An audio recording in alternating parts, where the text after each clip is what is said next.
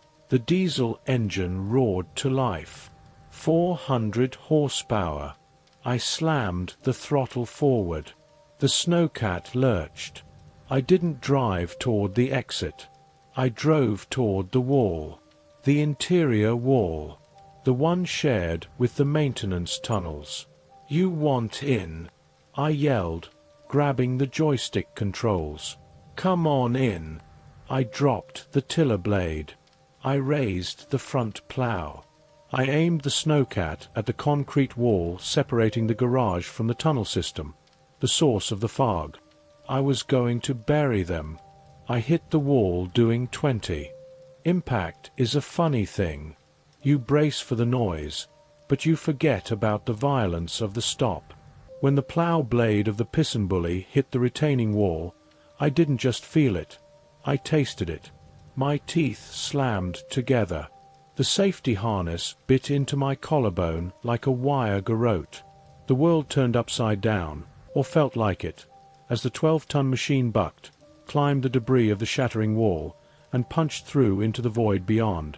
Dust, white concrete dust mixing with the grey silt, exploded into the cab through the broken windshield. I was blind. I was deaf. The engine was screaming, a high-pitched mechanical whine, but the tracks were slipping. I slammed the joystick into reverse, then forward, rocking the machine. Grind. Crunch. The cat lurched forward, dropping down a foot as it cleared the rubble. I was through. I didn't stop to look back. I couldn't. But I heard it. Behind me, in the garage I had just left, the ceiling gave way. The structural integrity of that wall was the only thing holding up the sub-basement floor above it. I heard the groan of steel rebar snapping. Ping, ping, ping, and then the wet, heavy sound of tons of concrete collapsing. It buried the bear. It buried Steve. It buried the exit. I was alive. But I was inside the mountain now. I let the cat idle forward, just enough to get clear of the dust cloud. My hands were locked onto the controls. Death grip. My knuckles were white. I reached up and wiped the dust from my eyes. I pulled my shirt up over my nose. The air in here. I was in the maintenance tunnels. These tunnels run like arteries under the ski runs. They're meant for utility pipes, power cables, and moving supplies during storms. They are 12 feet wide, arched concrete, and they were full of fog. But it wasn't the drifting mist I saw outside. In here, the silt was stagnant. It hung in the air like suspended smoke in a glass jar. It was thick, oily. I reached for the light controls. The main headlights were smashed in the impact. I flipped the toggle for the roof-mounted searchlights. Click. 2 beams of halogen light cut through the gloom. I gasped. The walls of the tunnel weren't grey concrete anymore. They were lined. It looked like a cave system. The silt had coated the walls in layers, building up over time like stalactites. But they formed patterns. Ribs. Veins. Long, thick ridges of calcified dust ran along the ceiling, pulsing with that same low-frequency hum I had heard in the lobby. It was louder in here. It was vibrating the floorboards of the snowcat, and hanging from the ceiling, like bats, were shapes. They were small. Raccoons. Birds. I drove slowly under them. They were fused to the conduit pipes. Their bodies were perfectly preserved in grey stone, hanging upside down. But their heads were all turned to face the entrance I had just come through, watching. I didn't want to know if they were alive. I didn't want to know if they were the network Steve talked about. I pushed the throttle forward. "Get to the surface," I muttered into my shirt. "Just get to the surface." The map in my head was fuzzy. Panic does that to you. I knew this tunnel, Tunnel A, ran uphill toward the mid-mountain lodge. There was a service ramp about a mile up that exited onto the Widowmaker ski run. A mile. In this, the snowcat crunched over the debris on the floor. The tracks, aluminum cleats designed for snow, skidded on the slick, silt-covered concrete. It was like driving on marbles. I checked the dashboard. Engine temp was rising. The radiator was probably clogged with dust. If the engine overheated and died down here, I'd become part of the architecture. Thump. Something hit the roof of the cab. I jumped, banging my knee on the console. Scrape. Something was dragging itself along the roof rack. I looked up through the skylight hatch. It was covered in grey dust, but I saw the shadow. A hand. A long, distorted hand with too many joints. It wasn't a raccoon. "Get off!" I yelled, swerving the cat hard to the left, scraping the side of the machine against the tunnel wall. Sparks showered down. Screech. The sound was agonizing, but the shadow held on. Suddenly, a face appeared in the broken windshield gap.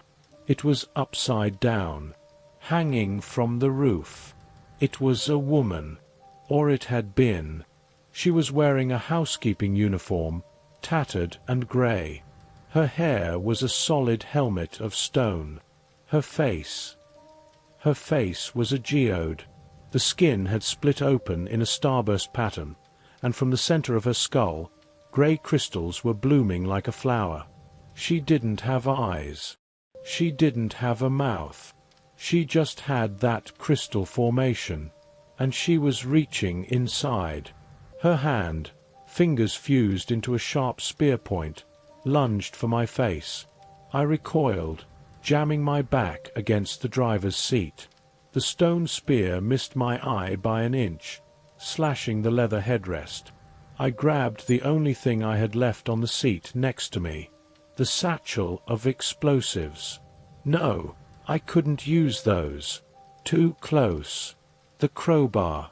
I grabbed the iron bar from the floor well. She lunged again, pulling her body further into the cab through the broken glass. I swung. Crack. I hit her square in the crystal flower where her face used to be. It didn't sound like hitting flesh. It sounded like hitting a ceramic pot. Shards of grey crystal exploded into the cabin. She let out a sound, a hiss of escaping steam, and fell backward, tumbling off the hood and under the tracks. Thump crunch. The whole machine hopped as the tracks ground her into the pavement. I didn't stop. I floored it. The tunnel started to slope upward. Steeper. The engine roared, the turbo whining. "Come on," I begged. "Come on, you red beauty." The air in the cab was getting unbreathable. The dust from the impact, the crystals. My throat felt like I had swallowed sandpaper. I was coughing violently, hacking up grey phlegm. Then, ahead. A heavy steel gate. The surface exit. It was closed. I didn't have a remote. I didn't have a key. "Ramming speed," I whispered. I didn't lift off the throttle. I braced myself, feet locked against the firewall, arms rigid. The plow blade hit the gate. Clangersurge. The gate bowed. The lock snapped. The heavy steel mesh flew outward into the night. The snowcat burst out of the tunnel and into the open air. The sudden lack of a ceiling made me dizzy. I was outside. But outside wasn't what I remembered. I was mid-mountain. The Widowmaker Run. It's a steep, black diamond slope lined with ancient pine trees. The trees were gone. Well, they were there. But they weren't trees anymore. They were spires. The silt had coated every needle, every branch. They looked like coral reefs at the bottom of a dead ocean. Grey, twisted, sharp. And the snow. There was no white snow. The mountain was covered in a dune-like layer of grey ash. It rippled in the wind. And the wind was howling. A gale-force wind blowing up the mountain, carrying more of the fog from the valley. I swung the cat uphill. The tracks bit into the ash. It held better than the concrete. We had traction. I needed to get to the summit. The summit shack, a small patrol hut at the very peak, 11,000 feet. It had a dedicated solar array. It had an oxygen cache for altitude sickness. It was the only place high enough that maybe the fog hadn't reached it yet. I pushed the machine. We were climbing a 40-degree grade. I looked in the rearview mirror. My heart stopped. Pouring out of the tunnel exit I had just smashed open wasn't just fog. It was a stream of them. Dozens. Moving fast. On the snow, they didn't shuffle. They skated. I saw them dropping to all fours, sliding over the ash crust like water striders. Their calcified limbs didn't sink. They skimmed. And they were fast. Faster than the cat. No, no, no. I hammered the dashboard. I needed to block the path. The explosives. I looked at the satchel. I had grabbed maybe 7 sticks of emulsion. And a timer. I'm certified for avalanche control. I know how to drop a cornice. I know how to start a slide. I looked at the terrain. To my left, a massive overhanging ridge of rock and old snow, heavy with the silt. If I dropped that, it would sweep the run clean. It would bury the tunnel exit. But I couldn't stop to set a charge. They were 50 yards behind me and closing. I grabbed a stick of explosive. I jammed a detonator cap into it. I grabbed the friction igniter, a simple pull-cord fuse. 60 seconds. I tied 3 sticks together with duct tape. A bundle. I opened the driver's side door. The wind screamed, tearing at my clothes, blinding me with grit. I leaned out, hanging by one arm. The swarm was gaining. I could see their faces now. Blank. Grey. Hungry. I looked up at the ridge as I drove past it. Fire in the hole. I screamed to no one. I pulled the igniter. Sparks hissed. I threw the bundle as hard as I could toward the base of the ridge. It was a terrible throw. The wind caught it. It tumbled in the air, landing maybe 20 feet up the slope, wedged in a cluster of petrified bushes. I slammed the door and hunched over the wheel. Drive, drive, drive. I counted down in my head. 5, 4, 3. Flash. The world turned white, then orange. Crack boom. The shockwave hit the cat, shoving it sideways. I looked back. The explosion had done its job. It cracked the spine of the ridge. A massive slab of rock and hardened snow, probably 500 tons of it, detached. It slid. Slow at first, then gaining speed. It roared down the mountain, a tidal wave of grey ruin. It swallowed the tunnel exit. It swallowed the swarm. I saw them disappear under the churning debris, their stone bodies shattered like glass. The slide kept going, wiping the run clean, crashing down into the tree line below. I let out a breath I didn't know I was holding. A shaky, hysterical laugh bubbled up in my chest. "Got you," I wheezed. "I got you." But my victory lasted exactly 10 seconds. Because the explosion didn't just cause an avalanche. It woke up the mountain. From the trees on either side of the run, the petrified forest, movement erupted. Birds. Thousands of them. Crows. Jays. I couldn't tell. They were stone missiles. They took flight, alarmed by the blast. A grey cloud of winged stones swirling into the air. And they saw me. They dove. Tink, tink, tink, tink. It sounded like hail. Heavy hail. They were dive-bombing the snowcat. One hit the roof lights. Pop, darkness. One hit the remaining side window. Crash. Damn it. I grabbed the nail gun again. But what was I going to do? Shoot a flock of birds? I hunched low, driving by the feel of the slope under the tracks. I was blind, deafened by the constant thud-thud-thud of stone birds slamming into the cab. I needed shelter. The summit shack was still a mile up. I wouldn't make it. The birds would strip the hoses, break the glass, kill the engine. I needed a halfway point. Then I remembered. The lift shack. The top station of the Grizzly chairlift. It was a concrete blockhouse about 400 yards ahead. It had heavy shutters. It was built to survive 100 miles per hour winds. I steered right, aiming for the shadowy outline of the lift tower. The birds were relentless.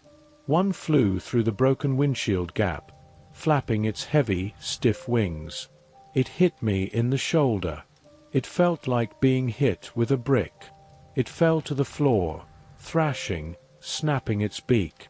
I stomped on it. Crunch. I saw the lift shack. I drove the cat right up to the door, blocking the wind. I killed the engine. Silence. No. The sound of thousands of wings beating against the metal hull. I grabbed the satchel. I grabbed the nail gun. I grabbed the survival kit. I kicked the door open and rolled out. I crawled on my belly through the snow ash, dragging the bag. The birds were diving. I felt sharp claws rake my back through my jacket. A beak struck my helmet. I had put on the safety hard hat from the cab. Smartest thing I did. I reached the shack door. Frozen shut. No, no, no. I stood up, exposed. I raised the crowbar and smashed the handle. Once. Twice. The ice shattered. I kicked the door. It swung inward. I fell inside, into the darkness. I scrambled around and slammed the door shut, throwing the deadbolt. Thud. Thud. Thud. The birds slammed into the door outside. I lay on the wooden floor of the lift shack, panting. It was freezing in here. Unheated. But it was dry. And the air was a little thinner, a little cleaner. I clicked on my flashlight. The beam cut through the dust. This shack was small. Just the lift operator controls, a breaker box, and a workbench. And a body. I jumped back, raising the crowbar. It was sitting in the corner, wrapped in a sleeping bag. I shined the light on its face. It wasn't grey. It was pale. Blue. It was a kid. Maybe 20. Ski patrol jacket. He wasn't a statue. He was frozen. Hypothermia. He had died of the cold. I lowered the crowbar. I felt a pang of sadness so deep it almost knocked me over. He had come up here to hide, just like me, and the cold got him before the silt did. I looked at his jacket. Name tag. Josh. Sorry, Josh, I whispered. I checked his pockets. A radio. A candy bar, frozen solid. And a handgun. A snub-nose .38 revolver. Standard issue for patrol for bear scares. I took it. I checked the cylinder. 5 rounds. Better than a nail gun. I sat down against the control panel, sliding down until I hit the floor. I was exhausted. My adrenaline was crashing hard. My hands were shaking so bad I couldn't unclench them from the gun. I checked the time on my watch. 11:45 p.m. I had been fighting for 12 hours. I reached into the survival kit and pulled out a bottle of water. I took a sip. It tasted like plastic and dust, but it was the best thing I'd ever drank. I looked at the radio I took from Josh. It was a different model than mine. Newer. Digital. I turned it on. Static. Just the white noise. But then, underneath the static, a voice. Not the hive voice. Not the grinding rocks. A human voice. Clear. Distant. Repeat. This is Sector 7. Looking for pattern confirmation. Is anyone receiving? Airborne countermeasures active. I grabbed the radio. I keyed the mic. This is Elias. Overlook Ridge. I hear you. I hear you. I released the button. Silence. Then, Sector 7. We have a signal spike. Wait. Audio is garbled. If you can hear this, stay indoors. Do not, repeat, do not attempt to light a fire. The smoke, it attracts them. The signal faded into static. I stared at the radio. Do not light a fire. I looked at the dead boy, Josh. I looked at the frost on the windows. I couldn't stay here. I would freeze to death just like him. But I couldn't leave. The birds were outside. The army was below. And now I knew. Someone was out there. Sector 7. I wasn't the last one. I closed my eyes for a second. Just a second. Tap, tap, tap. My eyes snapped open. The sound came from the floor. From the trapdoor that led to the maintenance ladder down the lift tower. Tap, tap, tap. It was the code. The same code from the lobby. They weren't just following me up the mountain. They were climbing the towers. I stared at the floor. The trapdoor was a simple plywood square, maybe 2 feet by 2 feet, set into the floorboards. It covered the maintenance ladder that ran down the hollow concrete spine of the lift tower. It wasn't meant for security. It was meant to keep the wind out. Tap, tap, tap. The sound was coming from right underneath the wood. A knuckle, a hard, stony knuckle, hitting the plywood. I didn't freeze this time. Panic is a luxury I couldn't afford. I grabbed the heavy steel workbench, the one with the vise bolted to it, and dragged it. It screeched across the floor, heavy and loud. I slammed it over the trapdoor. Thump. The tapping stopped instantly. I backed away, aiming Josh's revolver at the bench leg. My breath was coming in short, white bursts.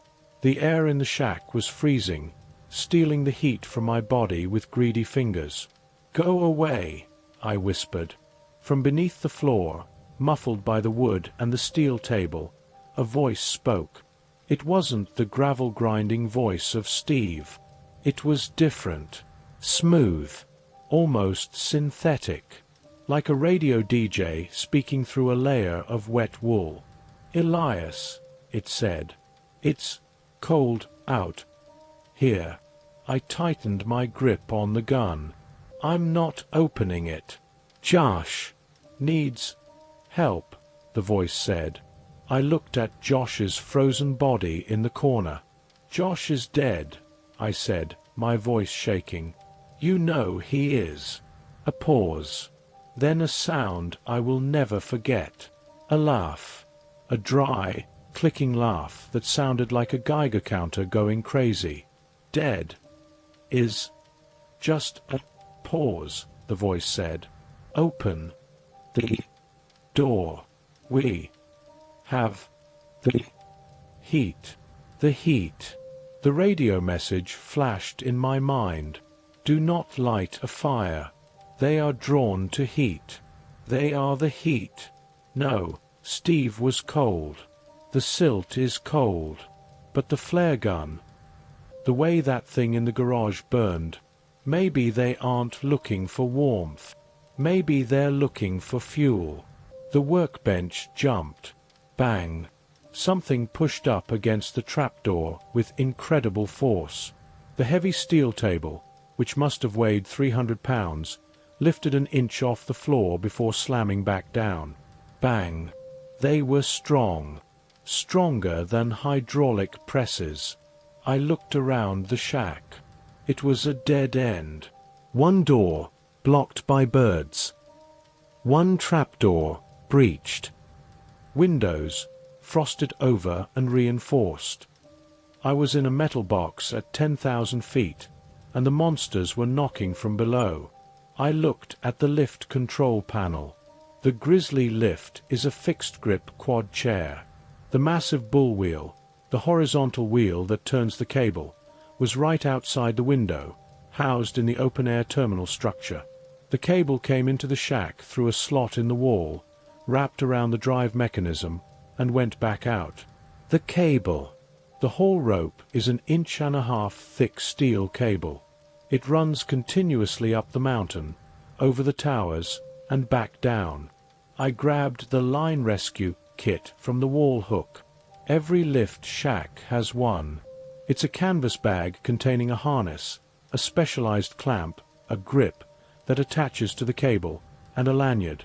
It's meant for patrol to evacuate the lift if the auxiliary motor dies. You clip onto the cable and slide down to the chairs. I looked at the workbench. It jumped again, higher this time. I saw grey fingers curl around the edge of the trapdoor hole, trying to get a purchase on the floorboards. I didn't have time to think about heights. I pulled the harness on over my heavy coat.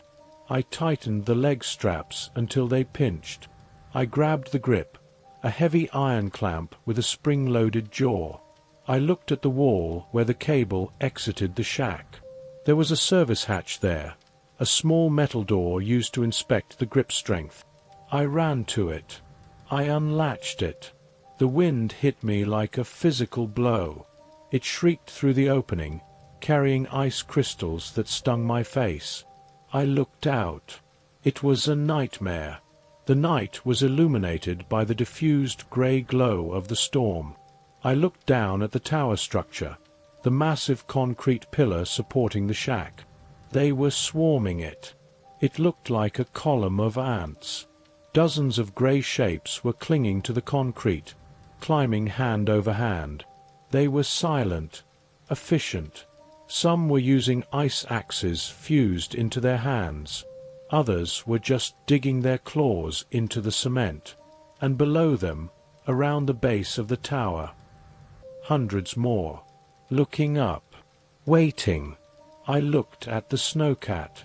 It was parked 10 feet away. It was buried under a mound of them. They were tearing at the metal, ripping the tracks off, trying to get inside. I couldn't go down. I looked at the cable. It stretched out into the dark, disappearing into the fog toward Tower 14, the next support pillar down the line. It was maybe 200 feet away. "Okay," I said. "Okay, Elias. Don't look down." I hooked the heavy iron grip onto the cable inside the shack, just before it exited the wall. I snapped the locking pin. It held. I clipped my harness lanyard to the grip. I climbed up onto the window ledge of the service hatch. Behind me, the workbench flipped over with a massive crash. I turned my head. The trapdoor was gone. Rising out of the hole was a figure. It wasn't Steve. It was a woman in a ski suit, her face a mask of jagged slate. She hissed, spotting me instantly. She lunged. I didn't hesitate. I pushed off the wall. Gravity took over. I swung out into the void. The grip slid along the greased cable. Zzzzzzzzzzzt. The sound of metal on metal was high-pitched and screaming. I picked up speed instantly. The cable dipped as it left the terminal, sagging under my weight. I flew out of the shack, feet dangling 40 feet above the swarm. The wind spun me around. I saw the woman in the shack window, reaching out, screeching, a sound like grinding gears. I was sliding fast. Too fast. The next tower was rushing up at me. Brake. Brake. I grabbed the brake handle on the grip and squeezed. Screech. Sparks showered down on my face. The friction burned through my heavy gloves. I slowed down, but the momentum swung me violently forward. I hit Tower 14 hard. My boots slammed into the crossarm assembly, the metal scaffolding that holds the cable wheels. The impact knocked the wind out of me. I grabbed the cold steel of the tower arm and held on for dear life.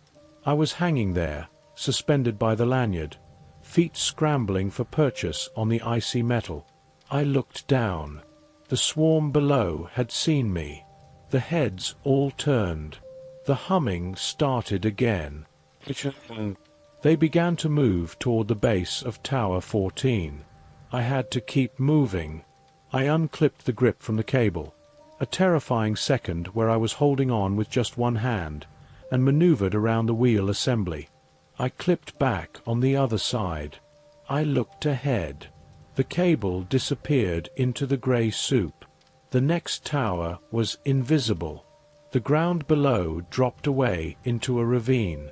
I was entering the deep drift section of the mountain.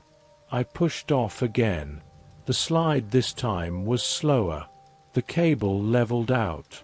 I wasn't sliding anymore. I was hanging. I had to shimmy. Hand over hand. Pull. Slide. Pull. Slide. My arms burned. My shoulders felt like they were tearing out of their sockets. The cold was numbing my fingers inside the gloves. I was alone in the sky, suspended on a 1-inch wire above an ocean of monsters. 10 minutes passed. Then 20. The isolation up there was absolute. The only sound was my breathing and the wind singing in the cable. Then, the cable started to vibrate. Not the wind. A rhythm. Thump. Thump. Thump. It was coming from behind me. From the tower I had just left. I twisted my body in the harness to look back. The cable was bouncing. Someone was on the line. I squinted through the gloom. A shape was crawling along the cable. It wasn't using a grip. It was crawling on all fours, upside down, hanging like a sloth. Its hands and feet were clamped around the wire. It was moving fast. Much faster than I was. It was the woman from the shack. Oh God! I pulled harder. Slide. Pull. Slide. I checked the revolver in my pocket. I couldn't shoot from here. If I missed and hit the cable. If I damaged the wire. Snap. She was gaining. I could hear the scrape of her stone skin against the steel rope. Scritch-scratch. Scritch-scratch. She wasn't making any vocal noise. Just that relentless, mechanical pursuit. I saw the shadow of the next tower, Tower 13, emerging from the fog. It was still 50 yards away. She was 20 yards behind me. I needed to do something. I couldn't outrun her. I stopped. I hung there, spinning slowly in the wind. I pulled the revolver. I waited. She crawled closer. She saw I had stopped. She sped up, her movements jerky and eager. Her head was inverted, looking at me. That crystal starburst face. 10 yards. I could see the frost on her stone skin. 5 yards. She reached out a hand to swipe at my boots. I aimed. Not at her head. At her hand. The one gripping the cable. I fired. Bang. The sound was swallowed by the emptiness instantly. The bullet sparked off the cable and hit her wrist. A chunk of grey rock exploded. Her grip failed on that hand. She swung down, hanging by her feet and one hand. She hissed. She tried to swing back up. I fired again. Center mass. Bang. The bullet hit her chest. It cracked the stone shell, but she didn't fall. She was strong. She lunged at me, swinging her body like a pendulum, claws reaching for my lanyard. I kicked out. My boot connected with her face. Crack. My crampon, the metal spike on my boot, caught in the crystal fissure of her skull. I pushed. I screamed and kicked with everything I had. Let go. She flailed. Her other hand slipped. For a second, she hung by just her feet, looking like a grotesque bat. Then, the ice on the cable betrayed her. She slipped. She fell silently. No scream. Just a grey shape tumbling down into the fog. I waited for the impact sound. 3 seconds. 4. CRR unchanged. She hit the trees far below. I didn't celebrate. I turned back around and pulled. My hands were bleeding inside my gloves. I reached Tower 13. This tower was different. It stood on a ridge line. The ground rose up to meet it. The drop here was only about 15 feet. And below me, snow. Deep, untouched powder. No footprints. No grey sludge. Just white. I looked around. I was on the backside of the mountain now, facing away from the valley where the fog had come from. The wind was blowing down this side, keeping the silt at bay. For now, I unclipped the grip. I didn't have the strength to climb down the ladder. I just let go. I fell. Woomph. I landed in 6 feet of powder. It was soft, cold, and suffocating. I thrashed, swimming upward, gasping for air as I broke the surface. I lay there in the snow, looking up at the sky. I could see a few stars. Real stars. The grey cloud bank ended at the ridge line above me. I was in the clear. I checked my gear. Radio. Still there. Gun. 4 rounds left. Josh's revolver. I stood up. The snow was waist deep. Hard to move. I needed shelter. But not the resort buildings. They knew the buildings. Then I remembered the smoke shack. It wasn't on the map. It was a secret spot the lifties built years ago in the woods off the Cloud 9 run. A tiny, unauthorized cabin made of scrap wood and tarp, hidden in a dense cluster of fir trees. It had a wood stove. It was off the grid. No power lines. No vibrations. It was about half a mile down into the tree line. I started trudging. The walk took an hour. Every step was a battle. My legs were burning, cramps seizing my calves. But the silence here was different. It was the silence of winter, not the silence of death. The trees smelled like pine, not pennies. I found the shack. It was buried under a snow drift, just the chimney pipe poking out. I dug out the door with my hands. I crawled inside. It was tiny, just a bench and the stove. I collapsed on the bench. It smelled like old tobacco and weed. It smelled like life. I pulled out the radio. I needed to try again. Sector 7, I whispered into the mic. Sector 7, this is Elias. I'm on the backside. North Ridge. Do you copy? I waited. Static. Then, Elias, keep your voice down. It wasn't the broadcast loop. It was a direct response. We tracked your signal burst from the summit. You're alive. That's unexpected. Who is this? I asked. This is Dr. Eris Thorne, lead researcher, Field Station 7. We're in the bunkers under the observatory. The observatory. It was on the next peak over. 5 miles away, across the saddle. Listen to me closely, Elias, the voice said. You found the silt. You saw what it does. It turns them to stone, I said. It connects them. It doesn't just connect them. Thorn said. "It's terraforming. It's changing the atmospheric density. It's preparing the environment. Preparing it for what?" There was a pause. A long, heavy silence on the radio.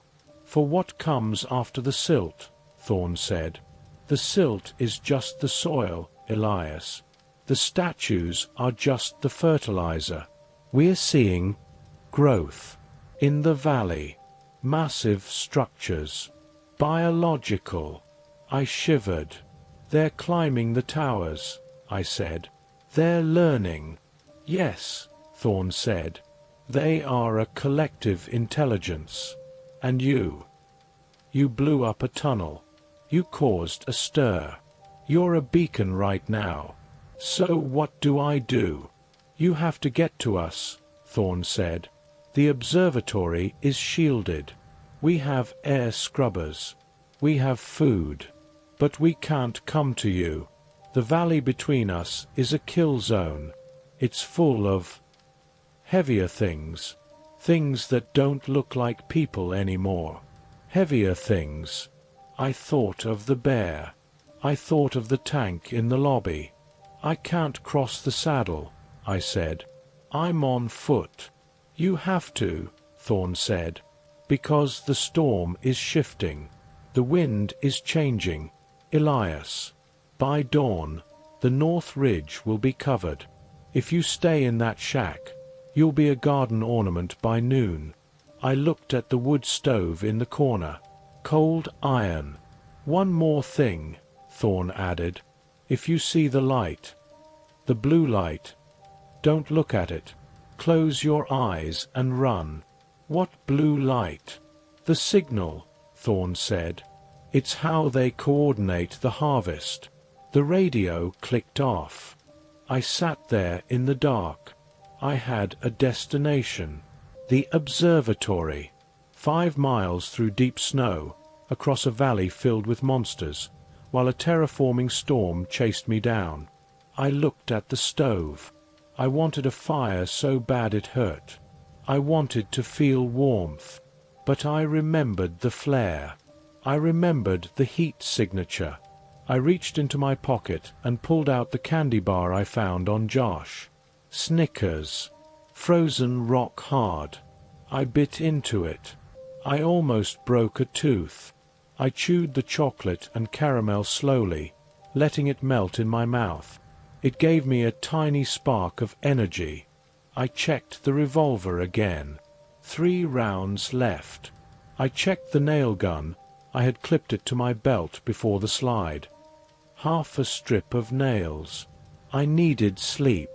Just an hour. I curled up on the bench, wrapping my coat tight. I put the radio next to my ear. I closed my eyes. And then I saw it. Even with my eyes closed. A flash. Through the cracks in the tarp walls. Blue. A pulse of deep, electric blue light, sweeping across the forest outside like a lighthouse beam. I held my breath. The blue light passed over the shack. And then, from the trees outside, a sound. Not tapping. Not humming. Singing. It was a choir. A beautiful, terrifying, multiphonic choir of stone throats singing a perfect, complex chord. It was the most beautiful thing I had ever heard. It made me want to walk outside. It made me want to open the door and take a deep breath of the gray air. It made me want to join them. I bit my tongue hard. I tasted blood. The pain snapped me back. "Don't look," I whispered. "Don't look." The singing grew louder.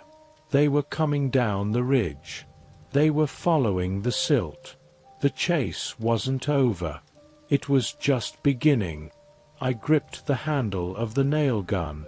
"Come on then," I whispered into the dark. "Let's see what breaks first. You or me." The urge to open the door wasn't a thought.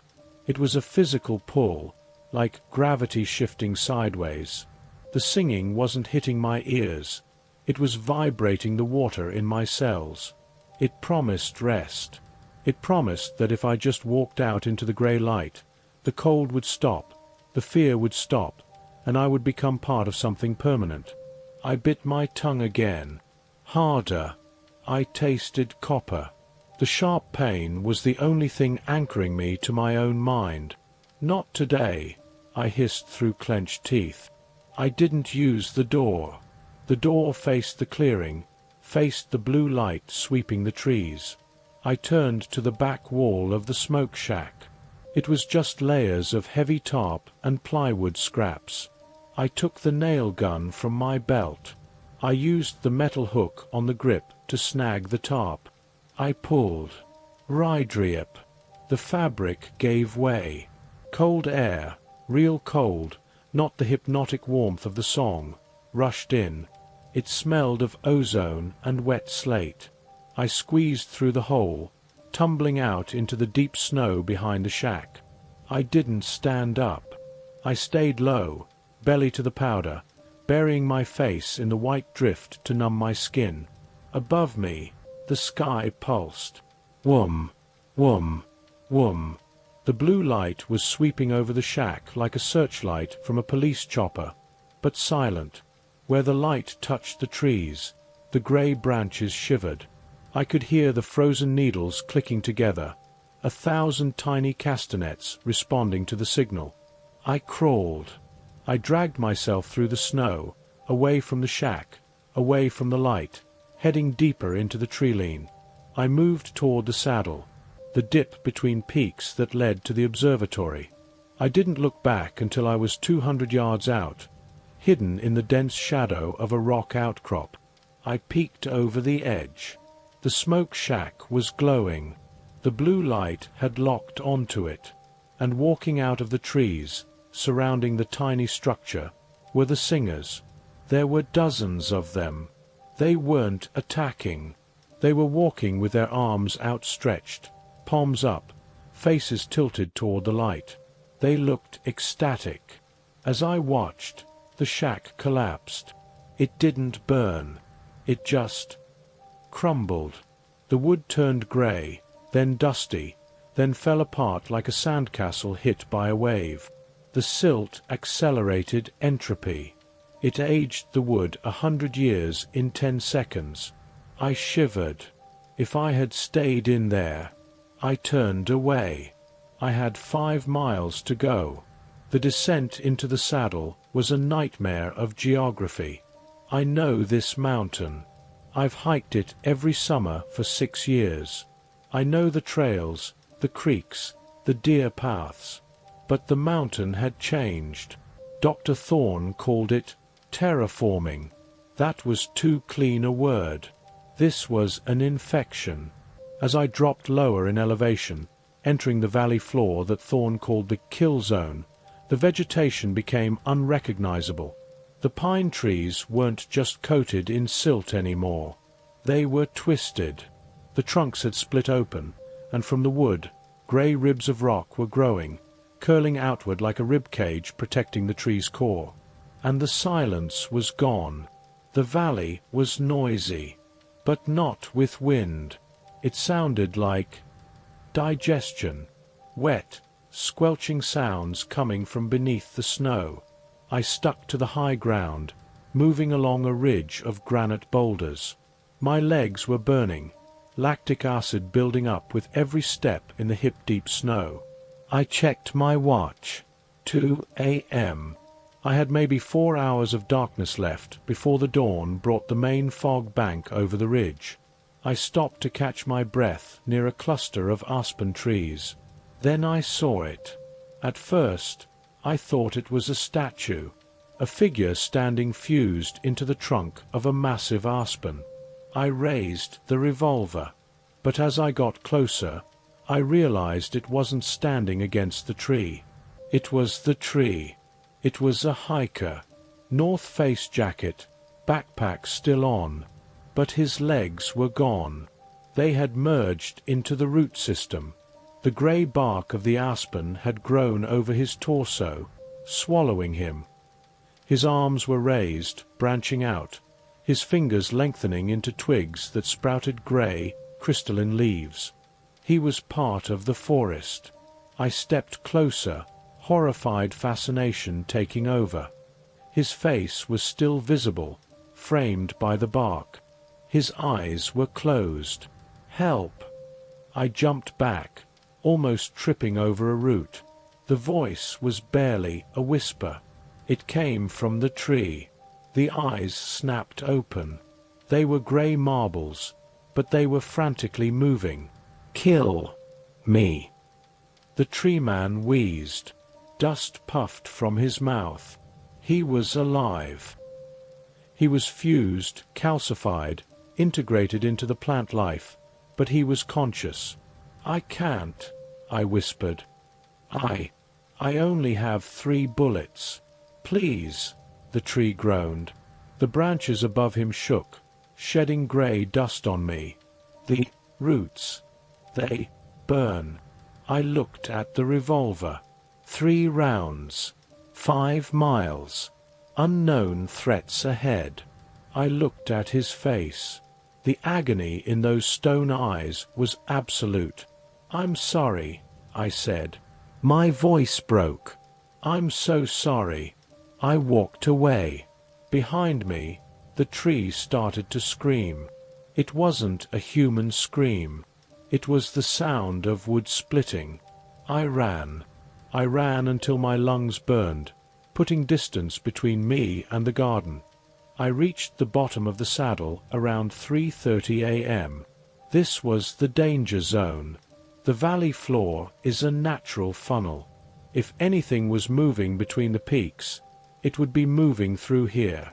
There was a creek here, Coldwater Creek. Usually, it's a rushing torrent of snowmelt. Now, it was silent. I crept to the bank. The water was frozen, but it wasn't ice. It was a smooth, flat sheet of grey glass. The silt had mixed with the water and solidified. I needed to cross. The observatory was on the other side, up the opposing slope. I stepped onto the grey ice. Creak. It held. But the sound echoed. It sounded like a gunshot in a library. I froze. Downstream, about 50 yards away, something moved. It was big, low to the ground. It looked like a mound of snow, but it was moving against the wind. I crouched, making myself as small as possible. The grey ice offered no cover. I was a black speck on a grey plate. The mound stopped. It rotated. A blue light, faint, pulsing, emanated from beneath the mound. It was a scout. Not the statues. Something else. It began to slide toward me. It moved like a puck on an air hockey table. Frictionless. Fast. I scrambled across the ice. Go, go, go. I hit the far bank and threw myself into the brush behind a fallen log. The mound slid to where I had been standing. It stopped. The snow on its back shifted. A sensor array rose up. It looked organic, a stalk with a blue, bioluminescent bulb on the end. It swiveled, scanning the bank. The light swept over my log. I held my breath. I pressed my face into the dirt. The light paused. Then, from the mound, a sound. Click, click, click, click. Sonar. It was mapping the terrain. I reached for the nail gun. The revolver was too loud. The nail gun was pneumatic, quieter. The stock turned toward me. The mound shifted, revealing legs. Crab legs. But made of stone and bone. It was a walker. It scuttled up the bank. It was the size of a ride-on lawnmower. It climbed over the log. I looked up. Its underbelly was exposed, pulsing, soft grey flesh between the armor plates. I jammed the nail gun upward, right into the soft meat. Thwump, thwump, thwump. I fired 3 nails in rapid succession. The creature shrieked. a high-pitched electronic squeal. It spasmed, its stone legs thrashing. One leg clipped my shoulder, tearing my coat, numbing my arm. Blue fluid sprayed out of the wounds. It hissed when it hit the snow, melting it. Acid! I rolled away, scrambling up the slope. The creature flipped onto its back, legs curling in like a dying spider. The blue light on its stalk flickered and died. I didn't wait to see if it had friends. I climbed. The slope up to the observatory was steep. 40 degrees of loose scree and petrified scrub brush. My legs were failing. I could feel it. The adrenaline was running out, leaving behind a cold, hollow exhaustion. My vision was blurring at the edges. I needed to rest. Just for a minute. I found a rock overhang, a small cave. I crawled inside. I pulled out the radio. "Dr. Thorne," I wheezed. "Thorne. Static. Elias? Are you close?" "I crossed the creek," I said. "I took out a crab thing, with a blue light." "A harvester," Thorne said. "Good work. Those are the eyes of the colony." "I'm tired, Doc," I said. "I'm really tired." "Don't stop." Thorne's voice was sharp. "You can't stop. The fog is cresting the ridge behind you. I can see it on the thermal cams. It's moving fast, Elias. If it catches you in the open, you have minutes." I looked back across the valley. He was right. The grey wall was pouring over the peaks I had just left. It looked like a tsunami in slow motion, devouring the forest, devouring the tree man, devouring the smoke shack. "I'm moving," I lied. I stayed sitting for 5 more seconds. "One more thing," Thorne said. "We have a problem at the gate." "What kind of problem?" "We're detecting a seismic anomaly.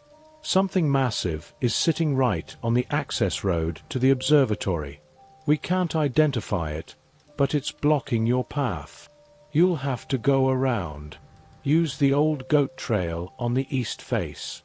"The goat trail!" I laughed. A hysterical, broken sound. "That trail is a 6-inch ledge over a 1,000-foot drop. It's that or the thing on the road," Thorne said. "And trust me, you don't want to meet the thing on the road." "Roger," I said. I put the radio away. I stood up. My knees popped. "Goat trail. Sure. Why not?" I climbed for another hour. The sky was beginning to lighten. Not sunrise, just a shift from black to dark charcoal. I reached the turnoff for the access road. I paused. I couldn't help it. I wanted to see what Thorne was talking about. I crept to the edge of the embankment, overlooking the paved road that led up to the white domes of the observatory. There was something on the road. It was the size of a house. It looked like a ball of lint the size of a semi-truck. A massive, spherical tangle of grey roots, stone limbs and debris. It was pulsing. Thump, thump. As I watched, the ball rolled forward a few feet. Underneath it, the asphalt cracked and crumbled. It was crushing the road into dust. And trailing behind it, bodies. Hundreds of statues were walking in its wake, tethered to the massive sphere by thick, grey umbilical cords. They were feeding it. It was a queen. Or a carrier. I backed away slowly, terrified that my boots would crunch on the gravel. "Okay, goat trail it is." I cut east, moving along the cliff face. The goat trail was exactly as bad as I remembered. A narrow strip of eroded rock cut into the sheer face of the mountain.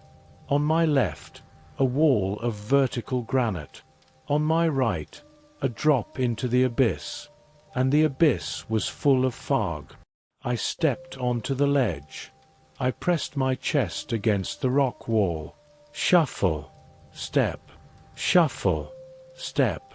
The wind here was fierce. It tore at my clothes, trying to peel me off the wall. I was halfway across, about 50 yards of exposure, when the rock vibrated. Hummum. I froze. I looked down into the fog below my feet. Rising out of the mist, climbing the sheer vertical cliff face like a gecko, was a shape. It was Steve, or what was left of him. He had changed again. The nail I put in his eye was gone, swallowed by the growth.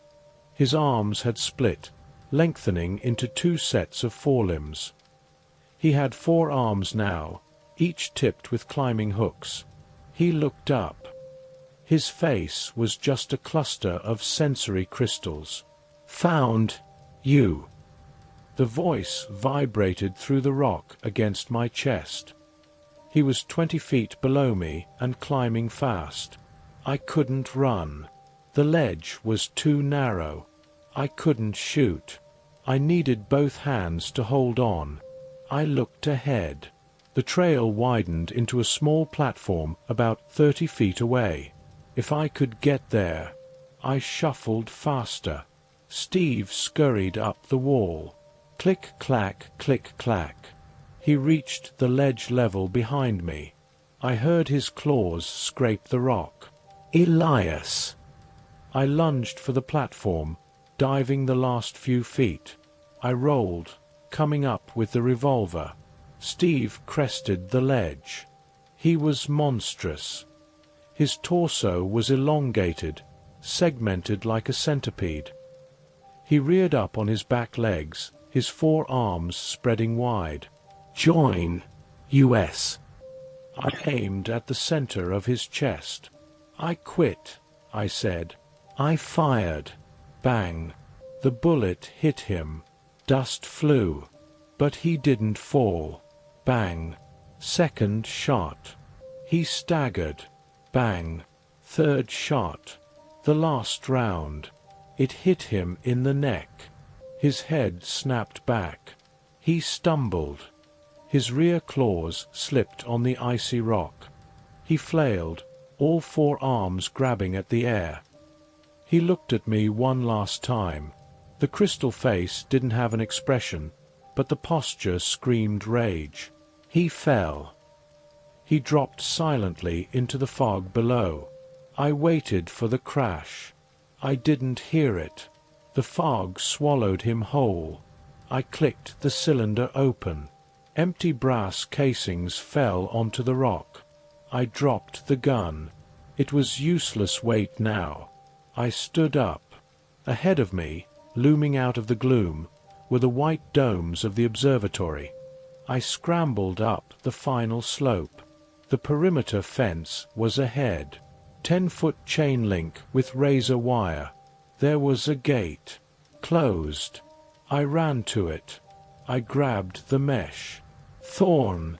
I screamed. "Thorn! Open the gate!" Nothing happened. I looked behind me. The fog bank, the tidal wave, had reached the goat trail. It was rushing up the slope. I could see shapes moving in it. Fast shapes. "Thorn!" A speaker on the gate post crackled. "Back away from the gate," a robotic voice said. "Sanitization protocol active." What? Back away. I scrambled back. Zatsarab. Arcs of electricity exploded across the fence. High voltage. It fried the air, smelling of ozone. The gate hummed and began to slide open slowly. I ran through. As I crossed the threshold, the gate slammed shut behind me. I collapsed on the asphalt of the observatory parking lot. I looked up. Standing there, looking down at me, were 3 figures. They were wearing hazmat suits. Heavy, rubberized, yellow suits with full-face respirators. They held rifles, military grade, suppressed. One of them stepped forward. He looked at the nail gun on my belt. He looked at the torn coat, the grey dust covering my hair. He raised his rifle, aiming it at my head. "Check him," the man said. His voice was muffled by the mask. The second figure stepped forward, holding a scanner. He ran a wand over my body. Beep, beep, beep. The wand stopped over my leg. The leg where I had cut out the infection. Beep. The scanner whined continuously. High-pitched. Alert. The figure with the scanner looked up at the gunman. "He's hot," the figure said.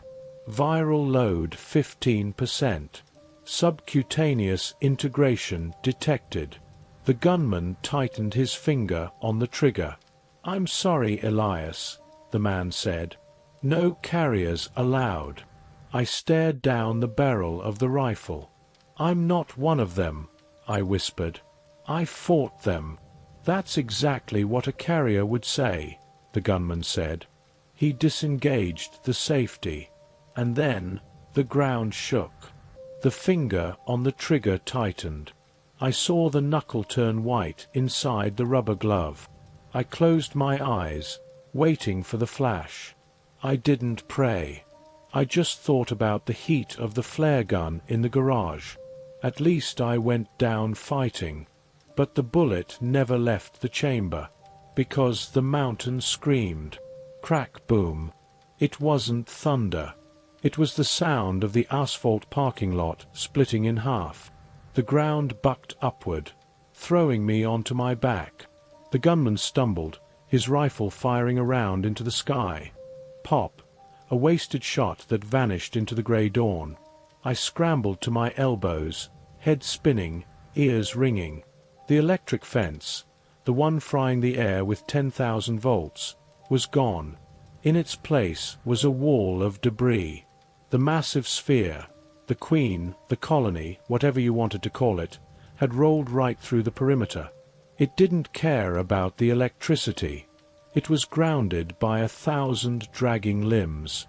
It sat there on the ruined asphalt, 50 feet high, pulsating. It looked like a tumor made of the world's refuse. Boulders, guardrails, pine trees, and bodies. All fused together into a rolling planetoid of grey rot. And it was singing. Ah! The sound was so loud it vibrated my teeth. It wasn't coming from a mouth. It was resonating from every inch of its surface. The gunman scrambled up, panic breaking his military posture. "Contact! Massive contact! Sector 1 is breached!" he screamed into his comms. The second hazmat figure, the one with the scanner, grabbed the gunman's shoulder. "We need to fall back. The scrubbers. If that thing breaches the hull, we lose containment." The gunman looked at the sphere, then looked down at me. "Leave him," the gunman shouted over the roar. "He's compromised." "No," the scanner guy yelled back. He tapped his earpiece. "Thorne says bring him. He's a Class A carrier. He's alive. We need the blood work." The gunman hesitated.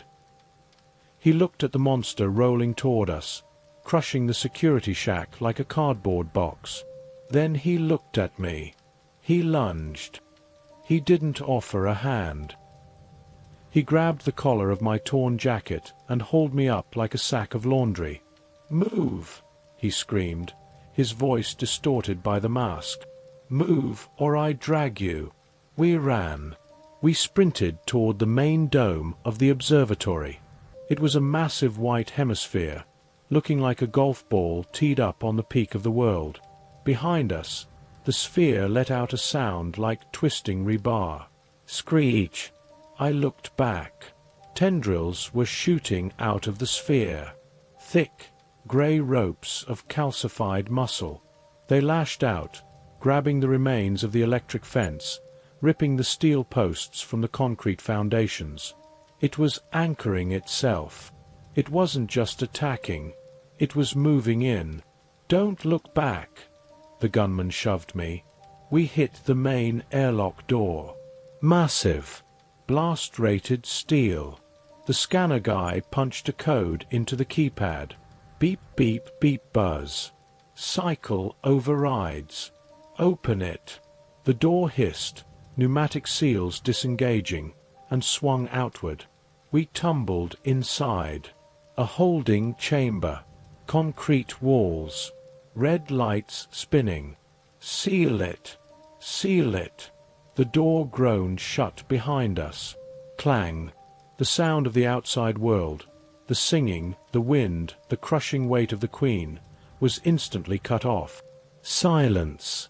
Just the heavy breathing of the two soldiers and my own ragged gasps. I collapsed against the wall, sliding down to the floor. My leg, the one with the hole in it, was throbbing in time with my heartbeat. Clear, the gunman said, checking his rifle. He turned to me. The lens of his gas mask stared down, cold and reflective. You're lucky, carrier. Thorn wants you intact. I have a name, I wheezed. Elias. You're subject one now, he said. The inner door of the holding chamber didn't open. Instead, a vent in the ceiling hissed. Decontamination sequence initiating, a computerized voice said. Masks up, the scanner guy said to his partner. They checked the seals on their hoods. I looked up. What about me? The scanner guy looked at me. Close your eyes. And hold your breath. This is going to burn. He wasn't lying. Jets sprayed from the walls. Not water. Chemical foam. It hit me like a physical punch. It smelled of bleach, ammonia, and something acidic. It burned. God, it burned. It found every cut, every scrape, every patch of raw skin where the cold had bitten me. It found the hole in my leg. I screamed. I couldn't help it. I curled into a ball on the metal grate floor, trying to shield my face.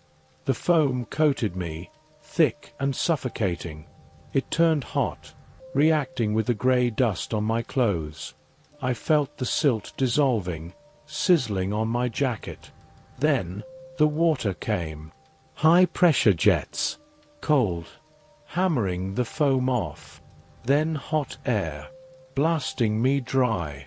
The cycle took 5 minutes. 5 minutes of hell.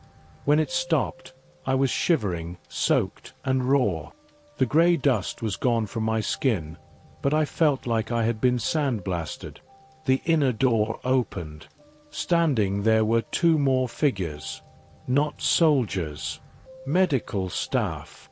White Tyvek suits, clear face shields. They rushed in. They didn't ask if I was okay. They grabbed my arms. Subject secured.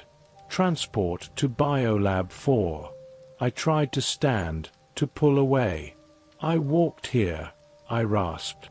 I can walk. Sedate him, the gunman said from behind me. He's combat capable. He took down a harvester. One of the medics produced a syringe. No, I said. I reached for the nail gun on my belt. It was gone. The decontamination jets must have stripped it, or they took it while I was blinded by the foam. I felt a prick in my neck. Cold liquid flooded my veins. The world tilted. The white lights of the hallway stretched out into long ribbons. The floor turned to rubber. Thorn. I mumbled. Thorn said, "Come in." "Thorn is waiting," a voice said. It sounded far away. "Sleep now, carrier." Blackness. I woke up to the sound of a machine telling me I was alive. Beep, beep, beep. I opened my eyes. White ceiling. Harsh fluorescent lights. I tried to sit up. I couldn't. My wrists were strapped to the rails of a hospital bed. Leather cuffs. Thick ones. My ankles too. I panicked. I thrashed, pulling against the restraints. The bed rattled. "Easy, Elias. Easy."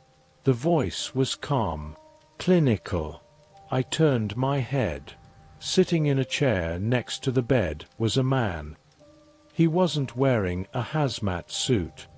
He was wearing a grey wool sweater and slacks.